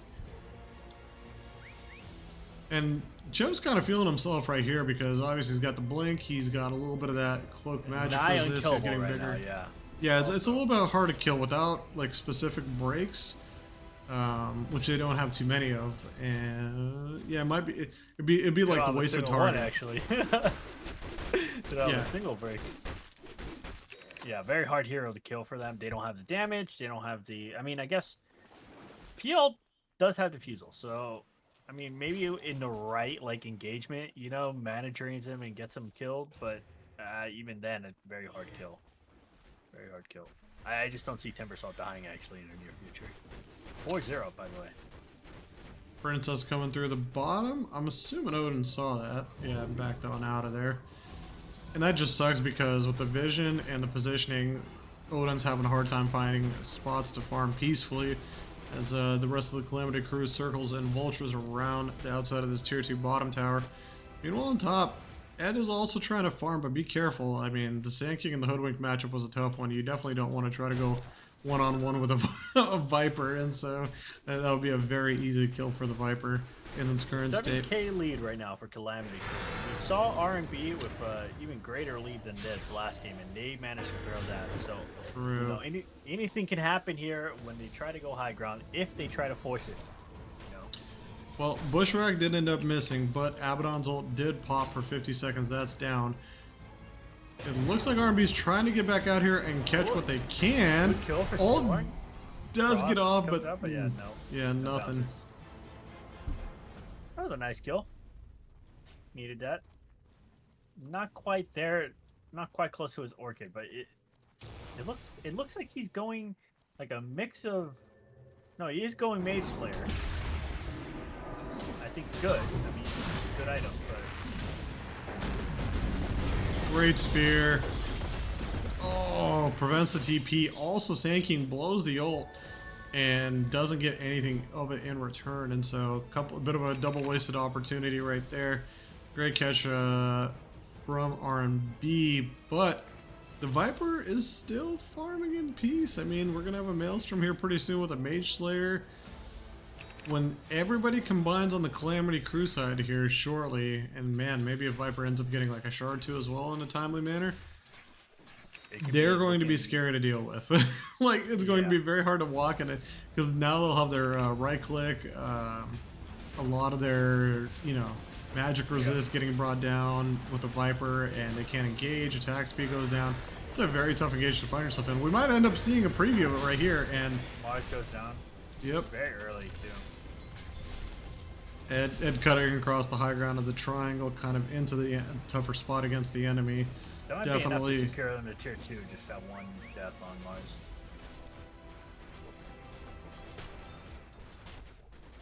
Yeah, Void Spirit looks a little undecided on what their first item is going to be as they're cutting this wave top. It looks like they're debating between Mage Slayer and Orchid, but they're completely undecided right now. All right, item question of the game for chat that's listening right now. On the PL, do you go first item Diffusal, or do you go first item Ags? I've seen both. I'm very curious what everybody thinks. I've seen enough of both to know that it's not a definitive decision one way or the other. Yeah, I think it's a mostly debated item choice. I think what I've seen is that you get Ags if you want to farm, okay, and if you need to or want to fight earlier, you get Diffusal, because the Ag speeds up his farm like crazy. Yeah, so Viper, before finishing up the Maelstrom, ends up getting the Ag Shard and just rips through a tower right now. Purple's got to be a little bit careful with the Maelstrom bounce. Doesn't want to proc his ult here either. And Maelstrom first on Hoodwink also, by the way, first. I mean, watch out, Sajorm. Watch out! Watch out! Ugh. Oh, good play. Right? Should be. There's no Yules. Nope. Zanking says, I'm here for you, buddy. They could have just kept running for another charge. I think probably could have gone out.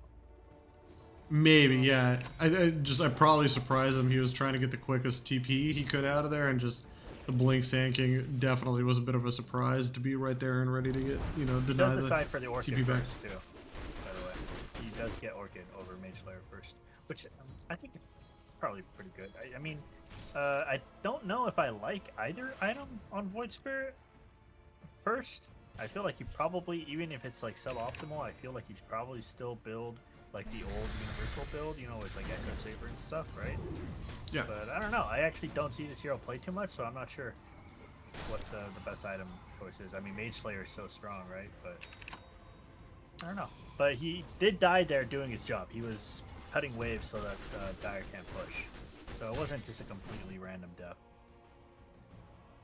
Taking a look at the net worth right now, we've got good old Viper leading the charge with the Timbersaw, almost 2k ahead of the safe lane carry PL, and then it kind of scales worse for the time being with the Viper Shard. Every tower is now tower pushable very quickly now. Yep, look at that, just going to burn and melt down very quickly. Maelstrom is finished as well. It has the Specialist Array as the neutral item, so at this point, all Viper's doing is just maximizing, you know, the stats, mobility, range, and with that, all in one is the Hurricane Pike. And once the Hurricane Pike gets involved, I mean, if towers can't reach the Viper throwing poison stacks on top of it, like, good luck. Like, you can slow push any tower, theoretically, like, with just Viper just casually poison attacking anything down, especially in this case. It's kind of scary. You catch Sand King's shard there. That's actually pretty big. They kill the courier with the shard on it.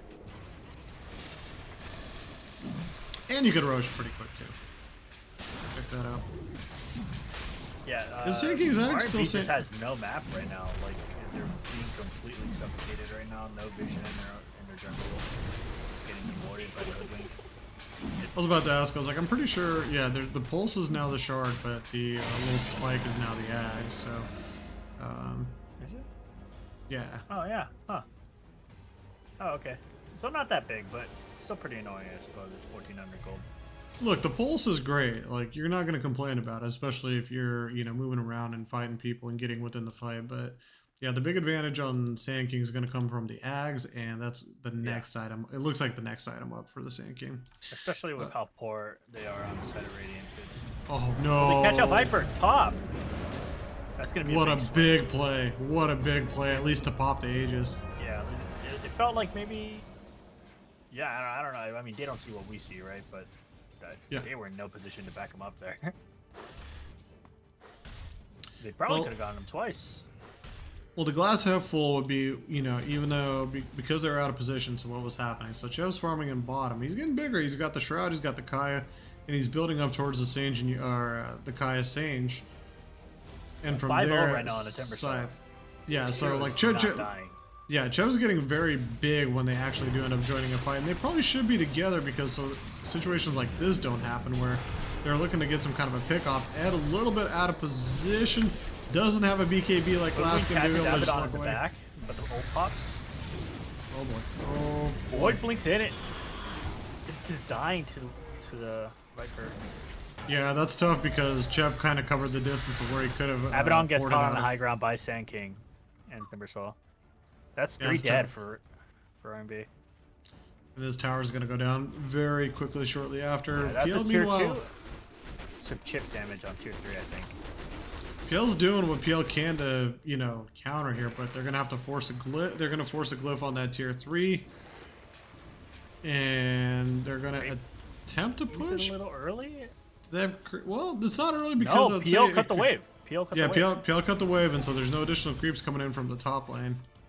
But they do have the middle wave, so chip middle, I suppose. The lane you least expect. I at least expected, anyways. They are doing a pretty good job on R&B cutting these waves and delaying the push as much as possible. I mean, it is only 23 minutes into the game, so it sucks to be in this position, but they're handling it pretty well, I think. Yeah. I'm just looking at the gold graph right now, 45k to 34k. 10k, it's not that bad for how well Calamity's actually been playing. I would have expected to be maybe a little bit more. But now here comes all the poking that I was talking about. The Viper has the Dragon Lance, so now the range is added to the attack with the poison attack. And we're going for the big catch.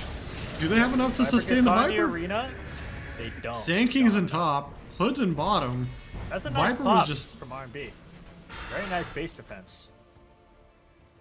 Very loose play right there coming out from Calamity, but they're going to try to continue the fight. Abba all pops. Mars goes down very quickly. Oh, Willow just in that Sand King. Abaddon doesn't have ult. Can die as well. They can dive this if they want to, but they try not to. EL gets caught on the side. Oh, that's so unfortunate. And now Sojourn trying to keep himself alive. The Hoodwink's just being relentless. Sink not letting him escape, having to finally get that one last charge off. And meanwhile, back inside the base, Purple Pansy going down once again. Yeah, unfortunate. It looked really good for them, but I don't think they should have chased. They should have just let them leave. Kill the Viper and let them leave, Yeah, no, completely agree with you there. The initial response was great. They saw on the map that in bottom and top, Sand King and Hood were split up, and yeah, the decision to actually jump on that Viper and get that kill, perfect. The walkout was a little bit. I understand the confidence behind it, but also at the same time, it's like be happy with what you can get. And yeah, that counter engagement was just too strong. I mean, I think they're forgetting how strong Chev knew is. that they could take the fight 4v5, so it was like not a problem at all. The second they were out of their base, Calamity crew knew that they can't fight them, not even 4v5. So the pop on Viper was good. Everything after that was not very good. Now check this out. If Calamity crew wants to keep pressing and pushing, almost every single R&B member is about 600, 700, 800 gold away from a buyback. Except Mars. So Do you poke after last time? I feel like this time you can poke and be like, hey, how about we are all here this time? Like, that way, you know, if I do get arenaed on, at least we can, you know, respond a little bit sooner. And that's what it's looking like the case. They are a little bit more organized, Calamity crew, this time around, and it does look like they're standing a lot closer to Viper this time around to make sure that if the arena comes in, that they'll be able to immediately counter initiate. Here you go, arena out. Go. Immediate counter initiation. Ooh. Big damage onto the supports there. Almost got him buff. Yeah, great work by the Lich, throwing out the ult, armoring up the Sand King to keep him alive. Kai is still relatively untouched. The damage amplify on the Timber Saw now. Like, what are you wanting to do against him? He's got 42 freaking stacks right now. This is exactly the kind of fight that PL likes, though. These sort of like disorganized, kind of high ground, kind of not high ground fights, where you just get to throw out these lances and chill. This is exactly what PL wants. I don't know if you should be chasing low ground, though. Hopefully they learned their lesson. They have. Not completely. Well, you know, Void Spirit, not a problem. Can blink in, do some damage, blink out, right? But the rest of the team should 100% be staying high ground, and they definitely are. And it's like, and I mean, again, it's our level of play, and like I can't say like I'm any better. I mean, hell, just even us, like my team scrimming this week. The initial plan half the time is, hey, we're going for objectives, and then 3 seconds later, and people are like running through the base at people, you know, just constantly. It's one of those situations like Chev is big. You got the Sand King, you got the Lich save and everything else. Why not, outside of Mars just dying here, ouch. Why not frontline kind of float around the area and then just let the Viper poison attack the tower? Keep, you know, some kind of vision and slow poke the tower. If they want to engage fully on you, fine. From Void Spirit is a little cocky. I don't know about that. That's a little scary. I guess there's no stunners there, but you don't know that. I don't think he had vision of the Sand King there. That was very ballsy. That could have been a throw right there. Like, fortunately, had the shield, got the shield, or the, what was it called? Not the Resident Pulse, Christ. The, this. Yeah, no, it is a Resident Pulse. It is a, sorry. The Simile, right? The Simile? No, it's a Resident Pulse. You got the shield off to be able to kind of eat up a lot of that Viper ult too as well. So. Does it block pure? No, it's physical attack. So no, Timber can burst it up. It didn't look like it took any damage from it. So Jordan didn't look like he took any damage from that. That's weird. Well, I don't think Timber pressed the button there, but if he had. But no, even then with the full combo from Timber, I don't think it would have been enough damage. But if the Sand King was there, he could have gotten stunned because he didn't go in and out immediately, right? So, but I mean, he didn't. I don't think he saw the Sand King, so it was very ballsy play from him. Not really warranted either. There wasn't even a creep wave there, if I recall correctly. So. Well, the follow-up on the Maelstrom is going to be a Glipner on the Viper. It will help out with some of the catch, as some of our wise chatters saying that, you know, we might never see a shard on this Timber Saw, which could be great against the PL if you think about it. The Flamethrower, not a bad at least to just kind of sit in front and let's kind of bully tank a little bit if you can. Shiva's coming out on Sand King. Shiva's coming out on Sand King. That's pretty good against the PL. Now, this is kind of cool. So, we're watching a little bit of the opposite of what happened last game, or at least, like, the roles are flipped. Yeah, and so now... Sojourn is split pushing top now instead of Chev. Yeah, and I think it's good. I mean, partially it's lane cutting. They're going to be able to regain, like, at least a little bit of gold and net worth through the towers. Maybe make Calamity crew feel a bit uneasy in terms of their positioning or how much they want to commit to everything, and they're going to send Kai top, at least to deal with the top lane and farm. They're looking for that next Roche. Yeah, see, so look at that. It's like not able to connect very well just one-on-one. So at least while the Void Spirit cannot kill the Viper, the Viper can't really kill the Void Spirit either. They're going to go for the catch, though. Look at this. This Timber is off by himself, but they can't even get close to zero. Viper getting cut out. Immediate TPs from almost the entire team? No, canceled. What a wonderful bait and switch. Sojourn TPs out. Viper feels all sorts of safe. A lot of gold, too, for Radiant there. Look at how much gold this Viper gave away. Yeah, and Ed and Odin both go smoke up and catch the Viper. You know, in a 2v1 scenario, that is a very easy kill for them. in that scenario. Basically exactly what you want, yeah. Gleipnir Oh. is up on Hoodwink. If Jordan isn't careful, he can die here. Yeah! Oh, there's that stun that we were worried about last time. It ended up happening Also, this time. Scythe on Timbersaw as well. Pretty big pickup. Yeah, because, I mean, at this point, the Void Spirit is basically just living on the hope and promise that he's going to be able to, you know, dissimulate Go in out and get Resonant out, Pulse. Yeah. Yeah, these plays, unfortunately, have gone unpunished, right? So you thought it was okay to try it again, but that time he was punished for it, so...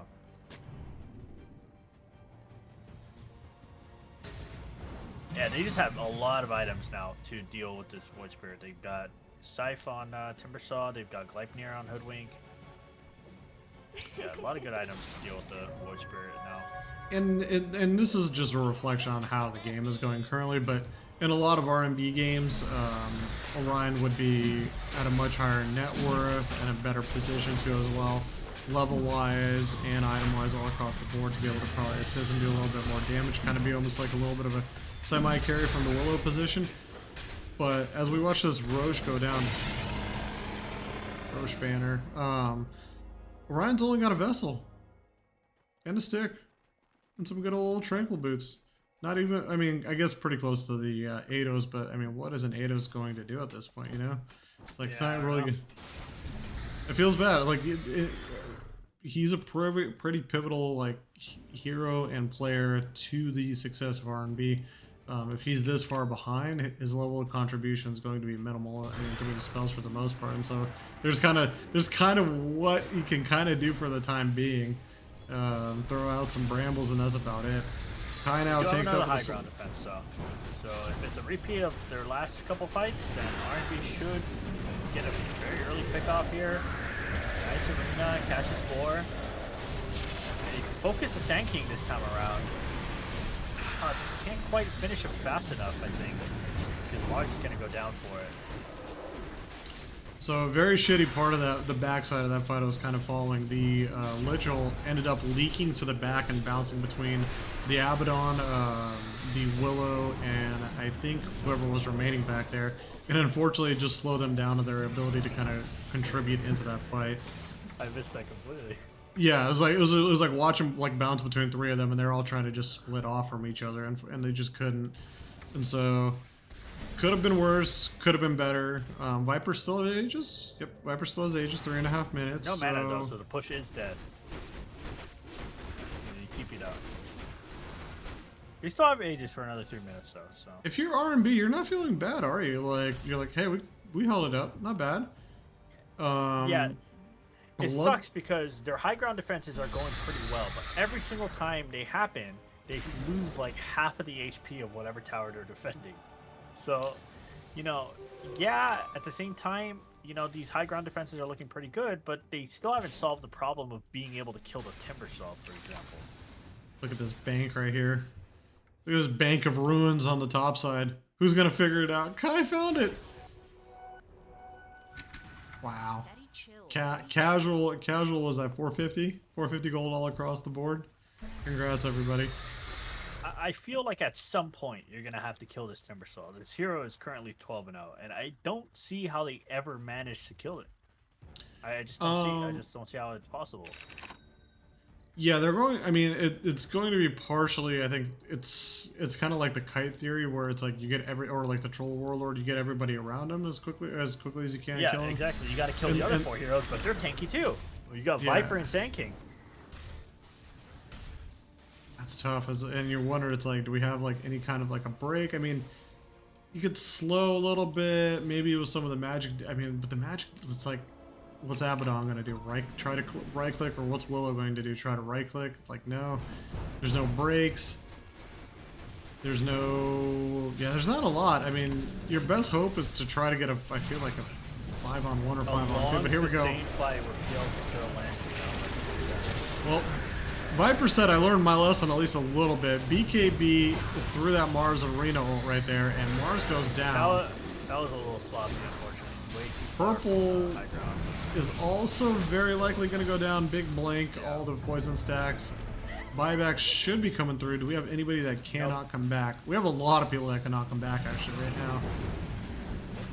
now. Void Spirit just getting his buyback up. So Mars is out of the game at the current moment, and there goes the Void Spirit. Buyback coming out from him. Viper just going straight up to the high ground. Abaddon dies, that's a dieback. Yeah, Abaddon now I think is officially out of the game for 7.5. And Viper can just poke down the tower. This Timbersaw is getting very well, there's your question on it. Look at that gold swing. Goes on Void Spirit. That's a lot of gold. But this dies right now and down for 90. Abaddon down for 50, but 3 heroes dead on Calamity Crew. So RMB does manage to hold this with very minimal damage onto the top tower, but the middle tower goes down during all that. Yeah, not a bad trade, all things considered. Again, you still especially have because that was a worst case scenario for where they engaged the arena. The arena was very far from their high ground. That was like probably as worst case scenario as it could have gone, and it still went all right. You know, so yeah, if the PL fell, that probably would have actually ended up being game, with Void Spirit and Abaddon being out now with their diebacks, but able to sustain and hold on. And now, and so there was a moment I was going to ask the question. I was like, I see the Bloodthorn coming, and it's like, do you want the heart before something like that to sustain? But it seems like the damage output that you're able to do plus the silence, it's just pretty strong. I mean, you're able as well, you know, kind of piercing through the evasion, which is another necessity to be able to kill something like a timber saw. All the piercing. Yeah, PL's definitely coming into the game now. He's definitely entering the game. Getting a little spooky. Yeah, he's getting a little scary, and every single fight, he's getting harder and harder to kill as well for Dire. I mean, the problem is that it still feels like these fights are reliant on them lasting long enough where PL can throw like 6 or 7 lances, you know? Yeah. And Dire is just getting tankier and tankier. You know, you've got BKB. Well, I guess we had BKB for a while, but no. Actually, was that the first fight that Viper had BKB? That was the first fight. Yeah, first fight he had BKB. So Sand King. Yeah, going for BKB. Not. He's got Ags.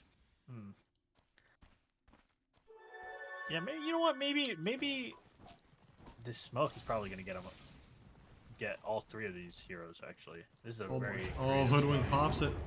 Double. Oh, and they 2 don't catch a Bobo Hoodwink, and the Hoodwink breaks it. Man, very creative smoke too. If they get caught out here with 2 heroes on dieback. With the once again the amplify. Watch out, everybody! Oh boy, getting everybody out. We got narrowly dodge everything here. Wow, incredible. Just barely dodge everything. There was 2 heroes on dieback. That could have been the game there.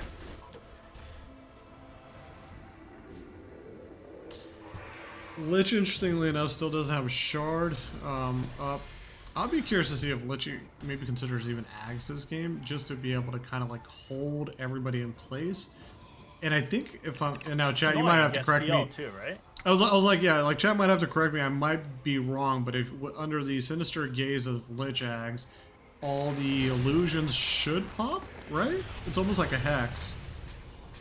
Because it's trying to grip him, but it can't grip him. Either that or it keeps him alive. I don't know. Somebody's going to have to tell me. I can't remember 100% for sure. Void Spirit doing a good job of still cutting waves. Indeed. Unfortunately, they're getting ready to push bottom. He hasn't cut that wave yet, and he's not in position to, so they are going to have to fight this. Well, the other thing that Calamity Crew could do is just walk over to mid. They don't exactly have to go for the tier 3 tower on bottom, but... Well, it's honor rules, you know? You always got to go to the lane with the tower. This was like a weird debate I had one time with like the RB community, or not the RB community, with the AD2L community. I was like, what if you have mid Raxes down and like no tower? Like, why not just go for the tier 4s where you have vision? It's like, why go for the other tier 3s and do that low ground, high ground shit? But here we go. Here we got the fight. Mars Arena's ult blown. A little too far from the high ground. Oh my god. What? absolutely blown up. Abaddon ult pops, and these are some of the final lasting moments. a long time. PL's been getting a lot of lances here. Well, here comes the biggest part is the PL actually damage. being in the fight. Viper completely out of mana. Yep.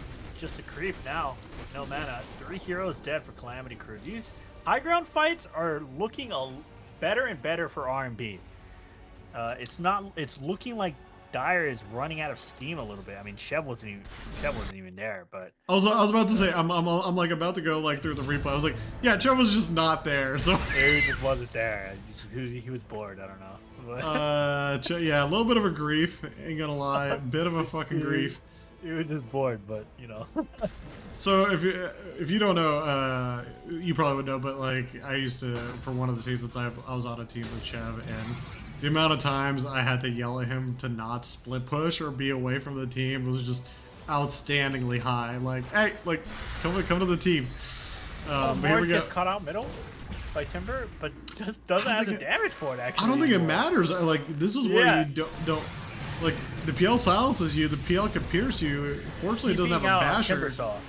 Both supports are going to die for this. They TP'd in for the Timber, and the Timber BKB gets out. Both supports on Calamity crew are going to die. Bad bait from the Calamity crew right there. They TP'd in to help their Timber saw. Oh, that Frostbite. That Lich all came back. Mars could have maybe died right there, too, as well. This is really bad for Calamity crew. Their death timers are really, like, dispersed right now, but PL gets gone on and dies, goes down. Okay. Do we have a buyback on the PL? Yes, we do. No panic. Buyback no on panic. PL, so not yet. Not worth panicking yet. Void Spirit, will he get caught? No, it has too many jumps to get away. Yeah, so that's Viper is up, and they're barreling down middle, and the only hero they're missing is Hoodwink, but Hoodwink will be up in 40. Lose a wisdom rune. That's a pretty big one, actually. That's gonna give Timber 25. Oh no, yeah, we had 25. Well, that was a little weird, but I feel like ultimately very. It's one of those moments where it could have gone. It could have gone worse.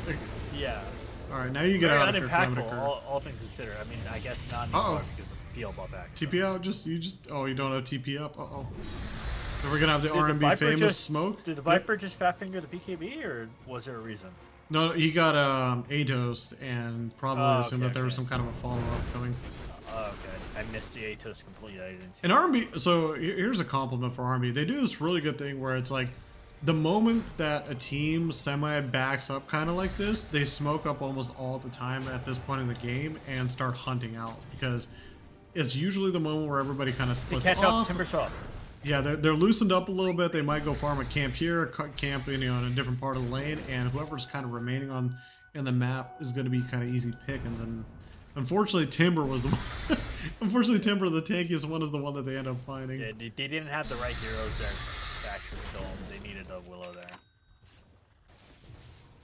But yeah, I don't know. Like as beefy as Timbersaw is, if he misplays a fight, he could just die to this PL now. The PL has the damage, has what it takes now to bring him down. So they're waiting. They're not going to try to stall out or keep the Roche down at bottom. They're just going to go for the 45-minute Roche lane swap. And I actually want to see this in action.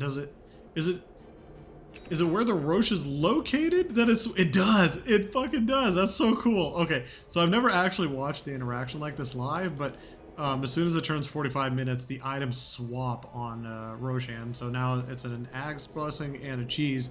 I wasn't sure if it was I wasn't sure if it's a where it spawns or if it's a Both timing. teams set up for this. This can be a very big fight here. This is going to be a game decided. Well, actually, I can't even tell. Is R&B here to kill heroes, or are they here for Roche? I thought they were here for Roche, but they're killing SK. As they wrapped around, it looks like Sand King is the first one that they ended up finding. They're trying to hurt. So Kai walked out of the Roche. They could have had this Roche much quicker. Roche is very low. Willow's spells are going to be disastrous here for Dire. So no Mars Arena. They're trying to grab the items as quick as they can. Kai grabs the Aegis. They're fighting under a Frost Blast. BKBs. A lot of damage even through the BKB hitting on the Mars, and this is starting to go bad for R&B. They need to back out and get out. Purple Pansy for some reason a lich around. regaining the vision. Fortunately, there's oh, the Hoodwink left there from a mile away. Sniper keeps the Abaddon in place, and it's probably going to get him killed. But here we go. Peel has the Timber Saw all by himself near the well. Cheese was popped for that, by the way, so Cheese is down. It does look like, yeah, Timber saw Cheese. Yeah, he wasn't seeing things. Yep, Timber saw Cheese, and he did have to use it. He got down to like 300 HP and had to use it. So Cheese is down, so they're not going to have it for this high ground push. Who got the eggs? So Kai ended up getting the Ags, the Viper, and still does have the Aegis. Or sorry, not the Ags. Who got it? It either was Sank? No, Sanky. Who got eggs? That's a great question. Sanking maybe? Abaddon no, so Sanking already had Ags. Maybe the PL stole it? I think the PL maybe stole it. Alright, well here we go. Kai's gonna blow a life to sacrifice getting that tier 3. Do we have a single Rags down? No, we don't, but we are going to get all 3 tier 3s down before. I think Purple got it. Yeah, Purple got it. So somebody ran in, and like it was whoever was in there deep, and PL was one of those heroes that got in there. It looks like PL got it. I mean, Abaddon got it because, yeah, no Ags item in there in his inventory, and there's no way he bought an Ags and then ate it, right? So. Yeah, Abaddon got it. Viper is very low here, but it does have Aegis still, so.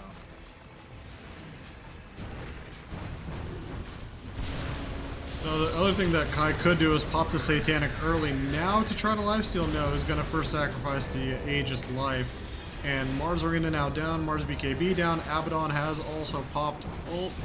Abaddon getting Irma stun here in this Sand King cloud. Void Spirit is able to get out. Sand King goes down. Abaddon goes down 100 seconds. But Sand King's also down for 90. This is a 4v4 right now, but I think you get back if you're Calamity. I think these fights benefit PL, so PL also has a crit chance now. The crit chance talent, so he's doing a lot of damage. Like Kai's trying to like Satanic his way through this like push here, but he's just gonna go down here. So 2 out of 3 cores down for Calamity Crew right now. Timbersaw 8 toes, but I don't think you can kill him even if you wanted to. They do lose a tower for that though. Right? The tower was already gone? It was just a tier 3. So I mean, this is what's incredible is like you have these open high ground areas that you can walk up into if you want. Yeah, but as I'm saying, it's honor rules, you know? You gotta go down to the lane with the tower in it. But you're fighting over like tower aura and towers being up, and like sure now, you know, one good fight and the entire base and every single Rax is exposed and will go down, but you know, that's 3 times over that you've attempted this, and that's 3 times over where oh, look at Sojourn getting all cute on us. Might pay the price for it. Yep. Definitely ends up paying the price. Has a buyback, but does get a pick off on the Hoodwink, who does not have buyback at the moment for 4 minutes and 22 seconds. Okay, so the reason why that happened was obviously Sojourn being a little bit greedy there, but no buyback on the Hoodwink. Hoodwink goes down, is going to be out for the full duration of the death and the buyback timer for 4 minutes. Sojourn does have a buyback just in case a push pressed towards the base again, and so it stalls out the game. This is good. This is all great stuff for R&B. If you're happy with this, especially when you have a PO on your team, you're happy for as long as the game goes because this hero just keeps getting stronger and stronger, and he's not even 6 slotted yet. So, you know, the hero's just gonna keep getting stronger and stronger. Meanwhile, I don't see the item progression on Dire anymore. Like, I don't see what items you go for anymore, right? Like, you've got Ags on pretty much all the heroes you want it on. I guess Sand King can still get 1 more item. Scythe, but I don't know if the Scythe of Ice is going to be doing very much for him. I mean, as goofy as it sounds, like maybe if you have like eventually too much gold. So he's going for, okay, I was about to say, yeah, the blink on the Timber, so you could do overwhelming blink, and the other thing maybe would be Wind Waker. That'd be kind of the other thing for just kind of Yeah, Wind Waker would be survivability. nice. Yeah, that is true. Wind Waker would be nice, and he's already very hard to kill. So Wind Waker would just keep him alive even longer. But like Now, for example, Prince, how does Viper keep scaling? Because he's the pos one here, right? What does Yeah. Viper build? He's building Disperser right now, but is that the solution here? well, I mean, that's kind of the final item outside of getting, you know, an axe that you can consume some sort and a moon shard. But yeah, it's kind of where you're stuck, unfortunately, as a Viper. The best you can do is just play. Hopefully, everybody sort of plays around you more specifically. I'm curious, what did Kai go for the level 25 talent? So went for the universal. Interesting. No, yeah, this is probably the best one, right? 100% of the time. Well, so the way I look at it is half of these recent fights, you're almost out of mana like very quickly, and so it's kind of pointless to have that reduction on the Viper Strike mana cost and cooldown. If you can sit in longer and just stay alive and hit hard, you know, from a base standpoint, hit harder, might just be better for you. Probably Yeah. where it's at. Okay. Well, I mean, I guess Disperser is coming in at just the right time because these two Spear back from the Mars. BKB from the Timbersaw. It's a very early BKB. Arena's not even down yet, so we're just waiting out this BKB here, and there could be a big arena here. Catches 4, but the Sand King's ready for the counter initiation. If he gets it off, but Jordan counters it perfectly. Orchids him in the middle of his ult channel. Oh no, it wasn't an ult channel. Did counter initiate it perfectly though. He blinks in on the back line, Lich gazes him, catches him, Scythe of Ice on Void, and now he's down for 100 seconds. PL still doing damage though. So Jorm not able to buy back because not enough gold. Whatever he bought ended up killing his buyback. And Purple is now out as well. Hood is now out as well. We got Buyback's multiple coming out, heroes though. falling apart. Does Void just not have buyback, or did So Storm die Void, there? whatever item Void ended up buying, ended up losing him the gold for buyback. Oh no, that was bots, I think. It might have been, yeah. Chrysalis? Whatever. So there's a courier that's also dead at the current moment. So whatever's on that courier probably is what killed the buyback timer. Got greedy, kind of paid the price for it, but still a 2-for-2 They trade. get the racks and they buy back. So the good thing is PL did not die. PL still has buyback. Yeah, they got And the racks and they got and at the end of the day, that's kind of where the game is at. Like until PL is out of the game, they're not out of the game. Is the way I'd look at it. That was a very, very nice execution though from R&B in the beginning stages with the 4-man arena, and then Sand King getting ready to counter initiate, but then Void Spirit blinks in on him, orchids him, disrupts him. It actually looked to me like he got him mid ult channel, but it wasn't an ult channel. I don't know what he was. It looked like Sand King was getting ready to cast, like he was doing like whipping his tail, you know. But I guess it wasn't the ult. It does still channel, right? When you're about to cast it. I haven't seen this hero in a very long time being played, so it does still channel, right? Yes, it should. It's not like an animation, or is it is there an animation? Maybe you got a mid animation. I don't know, but No! That ain't chill. but yeah, very nice counter initiation from Sojourn there. I think for as even as the fight went, I think it's only because he got that Orchid on the Sand King at such a pivotal moment, right? Otherwise, they were just all gonna die there because the Sand King was ready to just counter initiate on top of the arena, and the BKBs were down for one of the. I think it was down for yeah, it was down for Mars already by that point, so it would have ripped him, you know. Mm-hmm. Yeah, very. I mean, these fights are decided by moments like that. So, a nice play altogether. You know, Sand King getting ready to counter initiate, counterplay coming out from Void Spirit. Both teams just playing these fights pretty well, I think. Well, what's happening as the game 2 progresses on, I mean, Lich obviously is spending the most money to be able to kind of support as best as possible, but also... Oh! Hold on a On sec. top of Timbersaw, BKB. Wind Waker is up on Mars, so that's pretty nice. Viper just goes down right there. They just turn on him and just ignore the Getting Timbersaw. bursted. The hero is just nothing now. which is the right thing to do. And now that the Viper's out of the fight, you just turn on the catches out Timber two Saw. heroes, but gets stunned. Does provoke a BKB from Sand King though, so Sand King's BKB is down with 4 heroes on top of him, ready to kill him. But unfortunately, they go on the lich. So Sand King gets away with his life.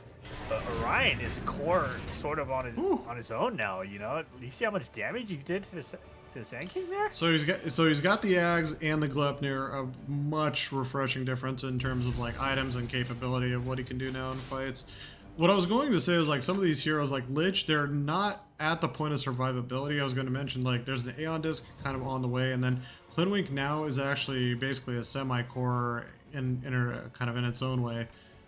But if they're lackadaisical like that and just being caught out in the open and kind of floating around, this is where RMB excels, and the later the game goes, they focus up and game plan much better and respond much quicker than most teams.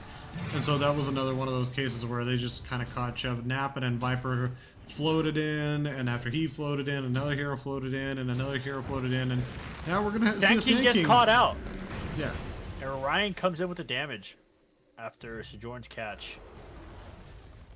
That's 120 seconds dead on Sand King, no buyback. Is it on CD or it just doesn't have it? CD. So CD. Also wouldn't have it if it was off CD. So that was a big kill. It looks like they're sort of gathering to get the tower after Roshan. I really think that Void Spirit needs BKB. I think What a cash in. A lot of these blink-ins from the Void Spirit is only being interrupted because he's getting immediately stunned. So with BKB, it would be really nice for him, but he is opting to go a little bit more of these sort of damage items. Double crit, basically, on him because he's got the Bloodthorn and Daedalus. Well, I'm very curious to see how Calamity Crew plans to hold this up, and what I was mentioning the great cash-in was the Ag Scepter. It can get now backpacked / sold eventually from the PL because it got a blessing out of it. So more gold potentially to try to finish up Daddy Odin's kind of itemage in this game. They don't have to hurry. You should replace the wand, right? You should replace the wand for the Ag. Just for I mean, at this point, just for stats. Yeah. Possibly, yeah. Yeah, no Manta, so you can't like kind of just run up PL illusions, unfortunately, in this case, but more than enough to just completely rip a tower apart. They're trying to hold him in place and hold him up. I think this is a little bit too hasty. You wait for the Sand King. Yeah, they're doing the thing that Calamity Crew did on their high ground. Yeah. Meanwhile, in bottom, is split pushing with the flamethrower here. Gets caught. BKBs. Can he get You out don't in have time, like an though? abyssal or anything. Yeah, 100%. So, Do you think yeah. one of them decides to buy an abyssal just to deal with that?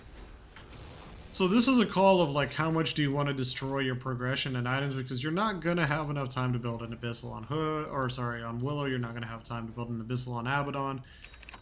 It's kind of like a bit of a Mars call. It's looking like the game is gonna go the distance here. It's 60 minutes, and both teams seem very stubborn, and they're willing to defend their high ground to the death here. So, well, BKB is more crucial on the Void Spirit at this stage of the game. Just anything that lets him kind of sit around and fight. He is through going a for little it bit now, longer. actually.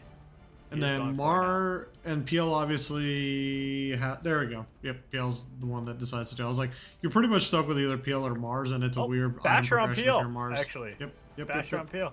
Yeah. Did you say that? Sorry, Yeah. I was looking through people's inventories. Yeah, my bad. I missed it.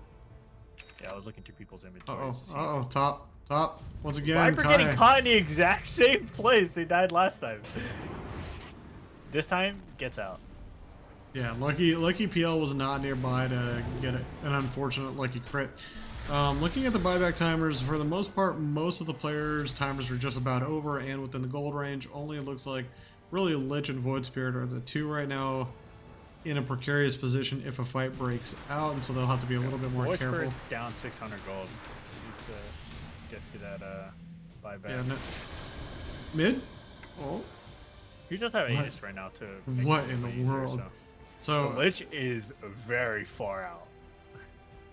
60-minute items beginning to drop. Pirate's Hat picked up by the Viper. A little bit of attack speed, some casual gold when you need Abaddon's sitting on a lot of gold right now. What do you think they're looking to buy?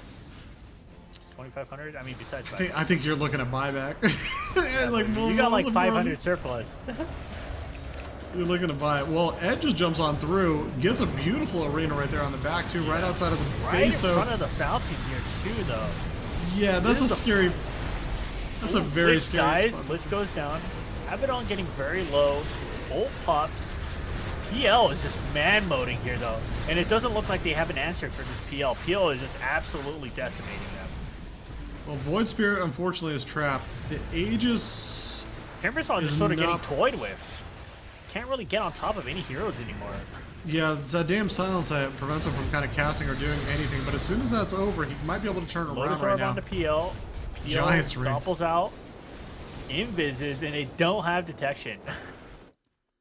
Unbelievable. They don't have detection. He just Invis walks out, but he TP's out right in front of the Sand King. Sand King doesn't notice him. He gets away.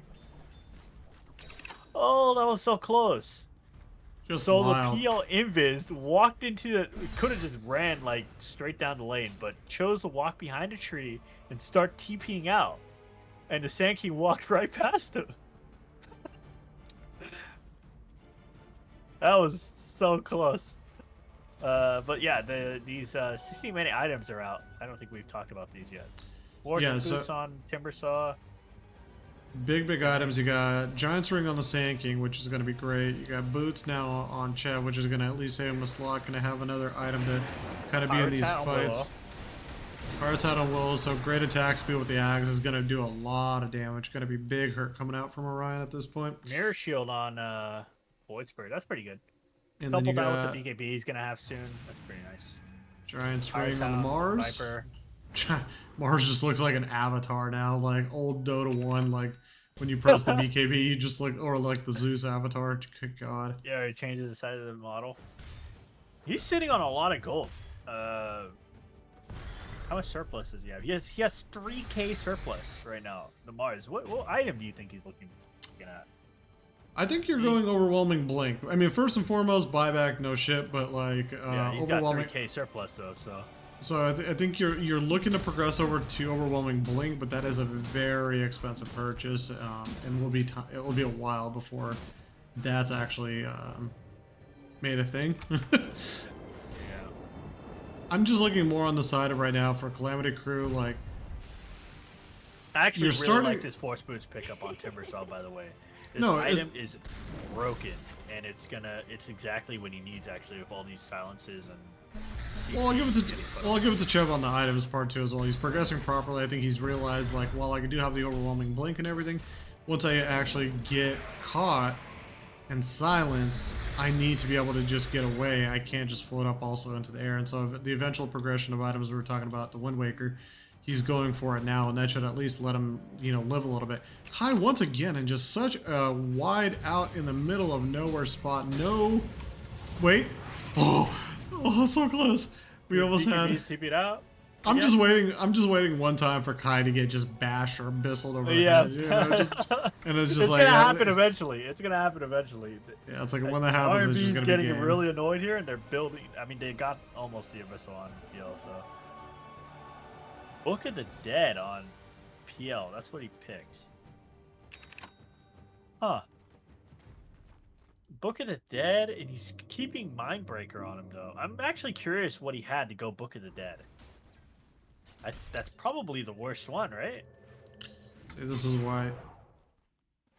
Is there? No. Actually, I don't even know if there's a way to look at what other alternative neutrals No, that there's they no have. way. They need to add that, but... Dang. Well, I mean, look, I think the ones that they do have are all pretty good. I mean, the Book even of the Dead. Searstone would have been nice, Like, what could he have gotten? That Book of the Dead was the best choice. Like, even Searstone would have been nice on PL. So the only other thing I could think of is utilize the Book of the Dead to split push, and then if you want, swap back into Mindbreaker after, like, or before a fight breaks out, swap over the Mindbreaker. And then in that combo, you're able to, push, sustain. Maybe I just give yourselves a little bit more units and everything else. But yeah, it had to be like probably like Arcanist armor and like some other crap like that just didn't feel great. Chubb, meanwhile, managed just to actually snipe. I didn't catch it really fast enough, but Flamethrower down to Rax. yeah. Nice. one less, you know. I mean, some of these racks remind me of like historic like war museums and like architectures. Like, you know, like you ever pass like you ever pass like some old like memorial or fortress or something like that, and it's just like, oh, like these things are still up. Like I remember seeing them, you know, be vulnerable 30 minutes ago. By himself. Has buyback, but pretty big death, I think. Got caught out completely by himself. Yep.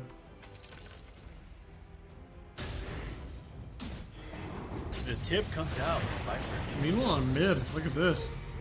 Oh, Hood. How you feeling, Hood?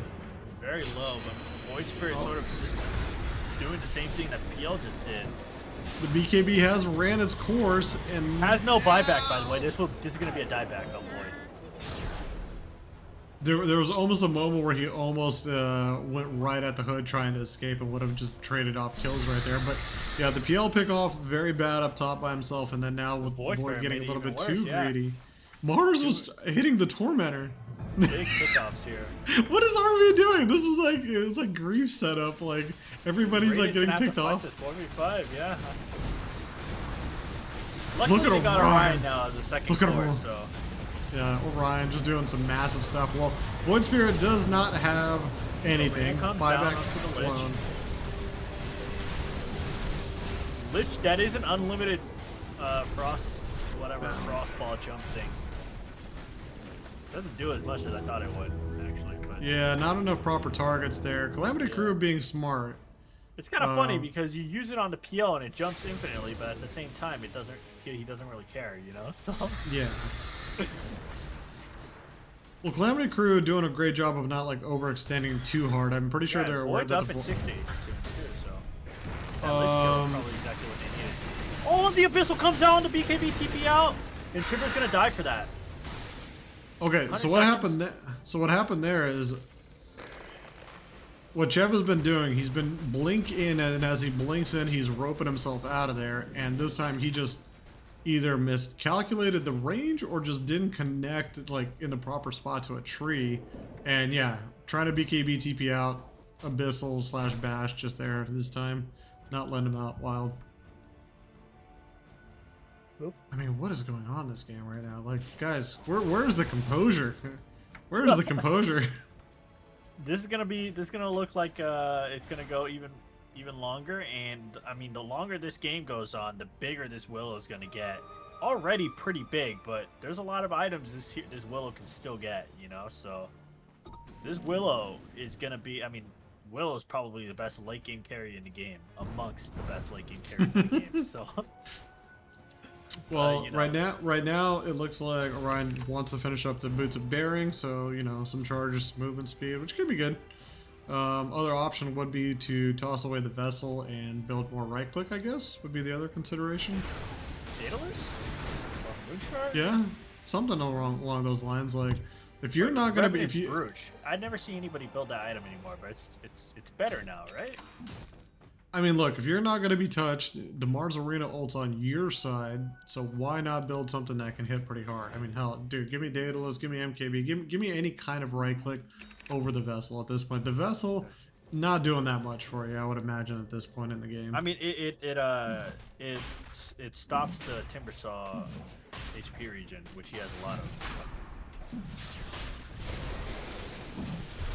But yeah, the nice thing about Spirit Vessel is that it scales, right? So like, yeah, probably not nearly as much as it should, as like an actual right-click damage item would do, right? But But that's the whole thing about it. It's like he's not trying to get that close up into fights.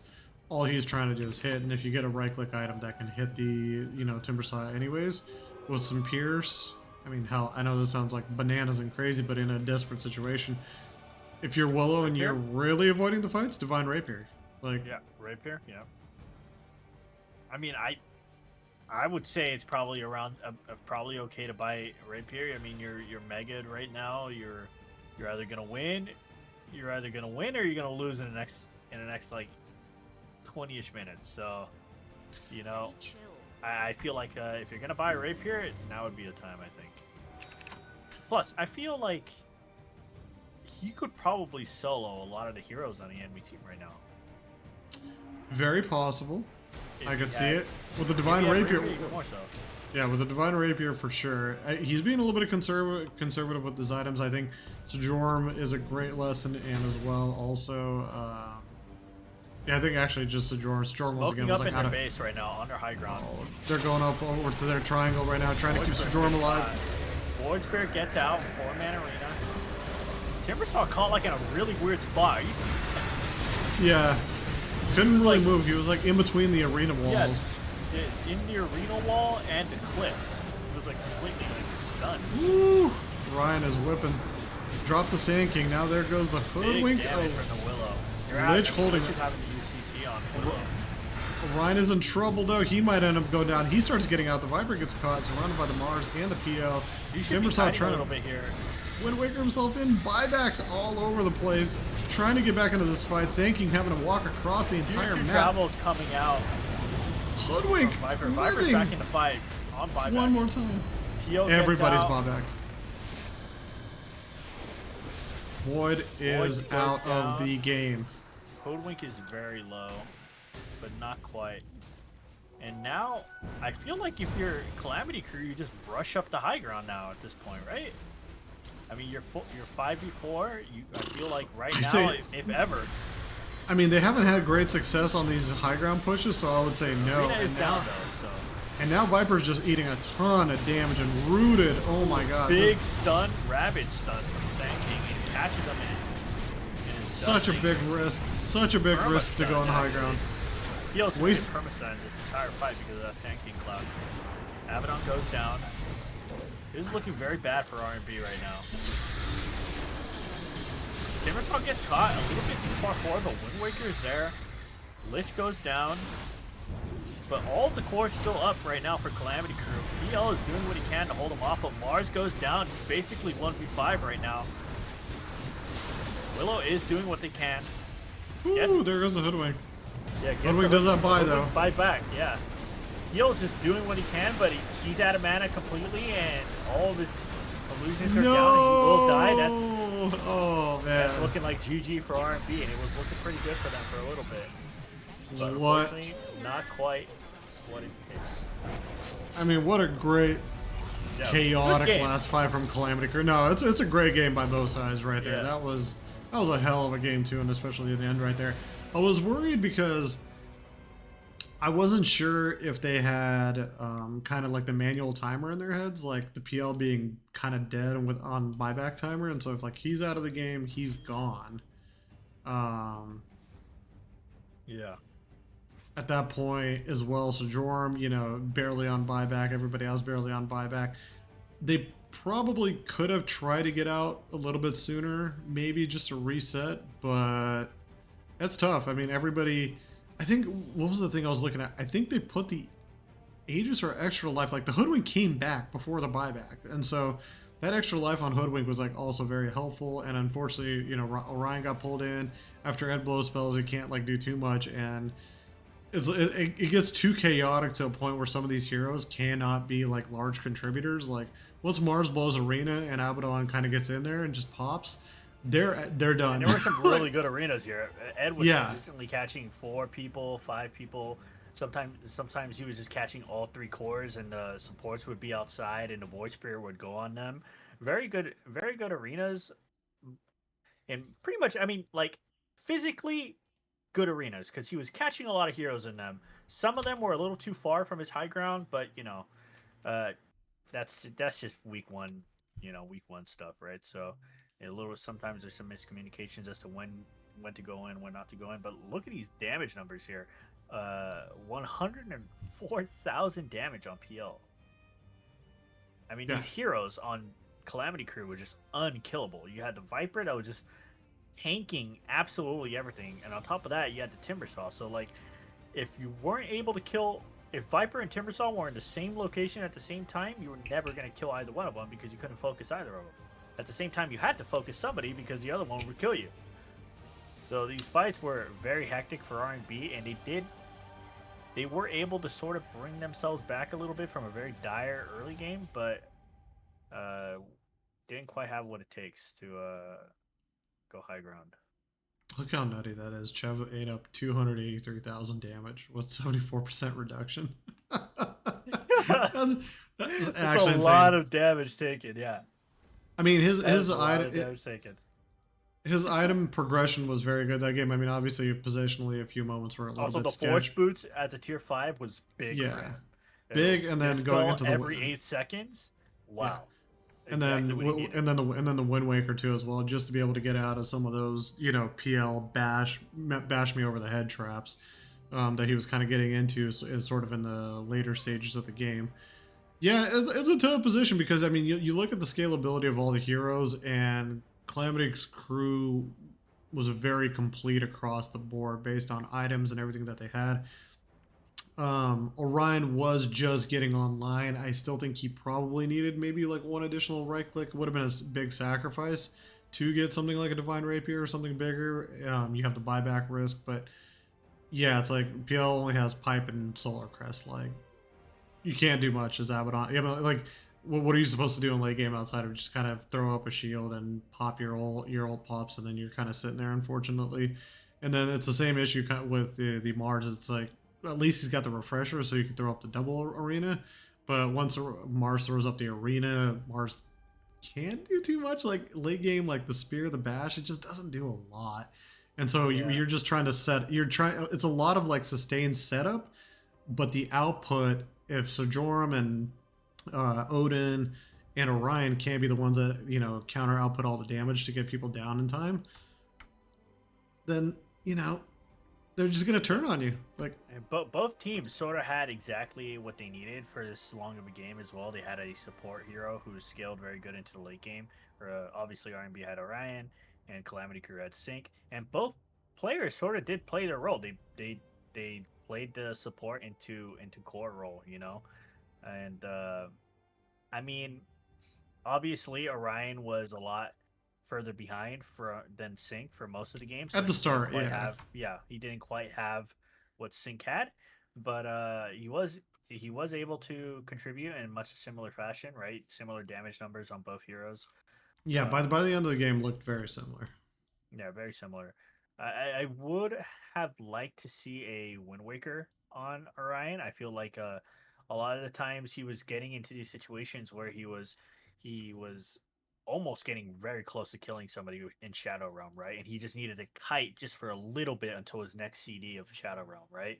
And he just didn't quite have the items to be able to come in and out for his Shadow Realm CDs, so he wasn't able to do as much as he probably would have liked to. But all in all, very well played, I think, for both teams at different points of the game. Obviously, Calamity Crew had some mid-game lulls, and R&B had some early game lulls, but Calamity Crew does come out ahead in the end. So Yeah, just Calamity Crew, big all across the board. Kind of gathered themselves towards the very end. They were kind of throwing a little bit and losing and opening up opportunities for that classic R&B comeback.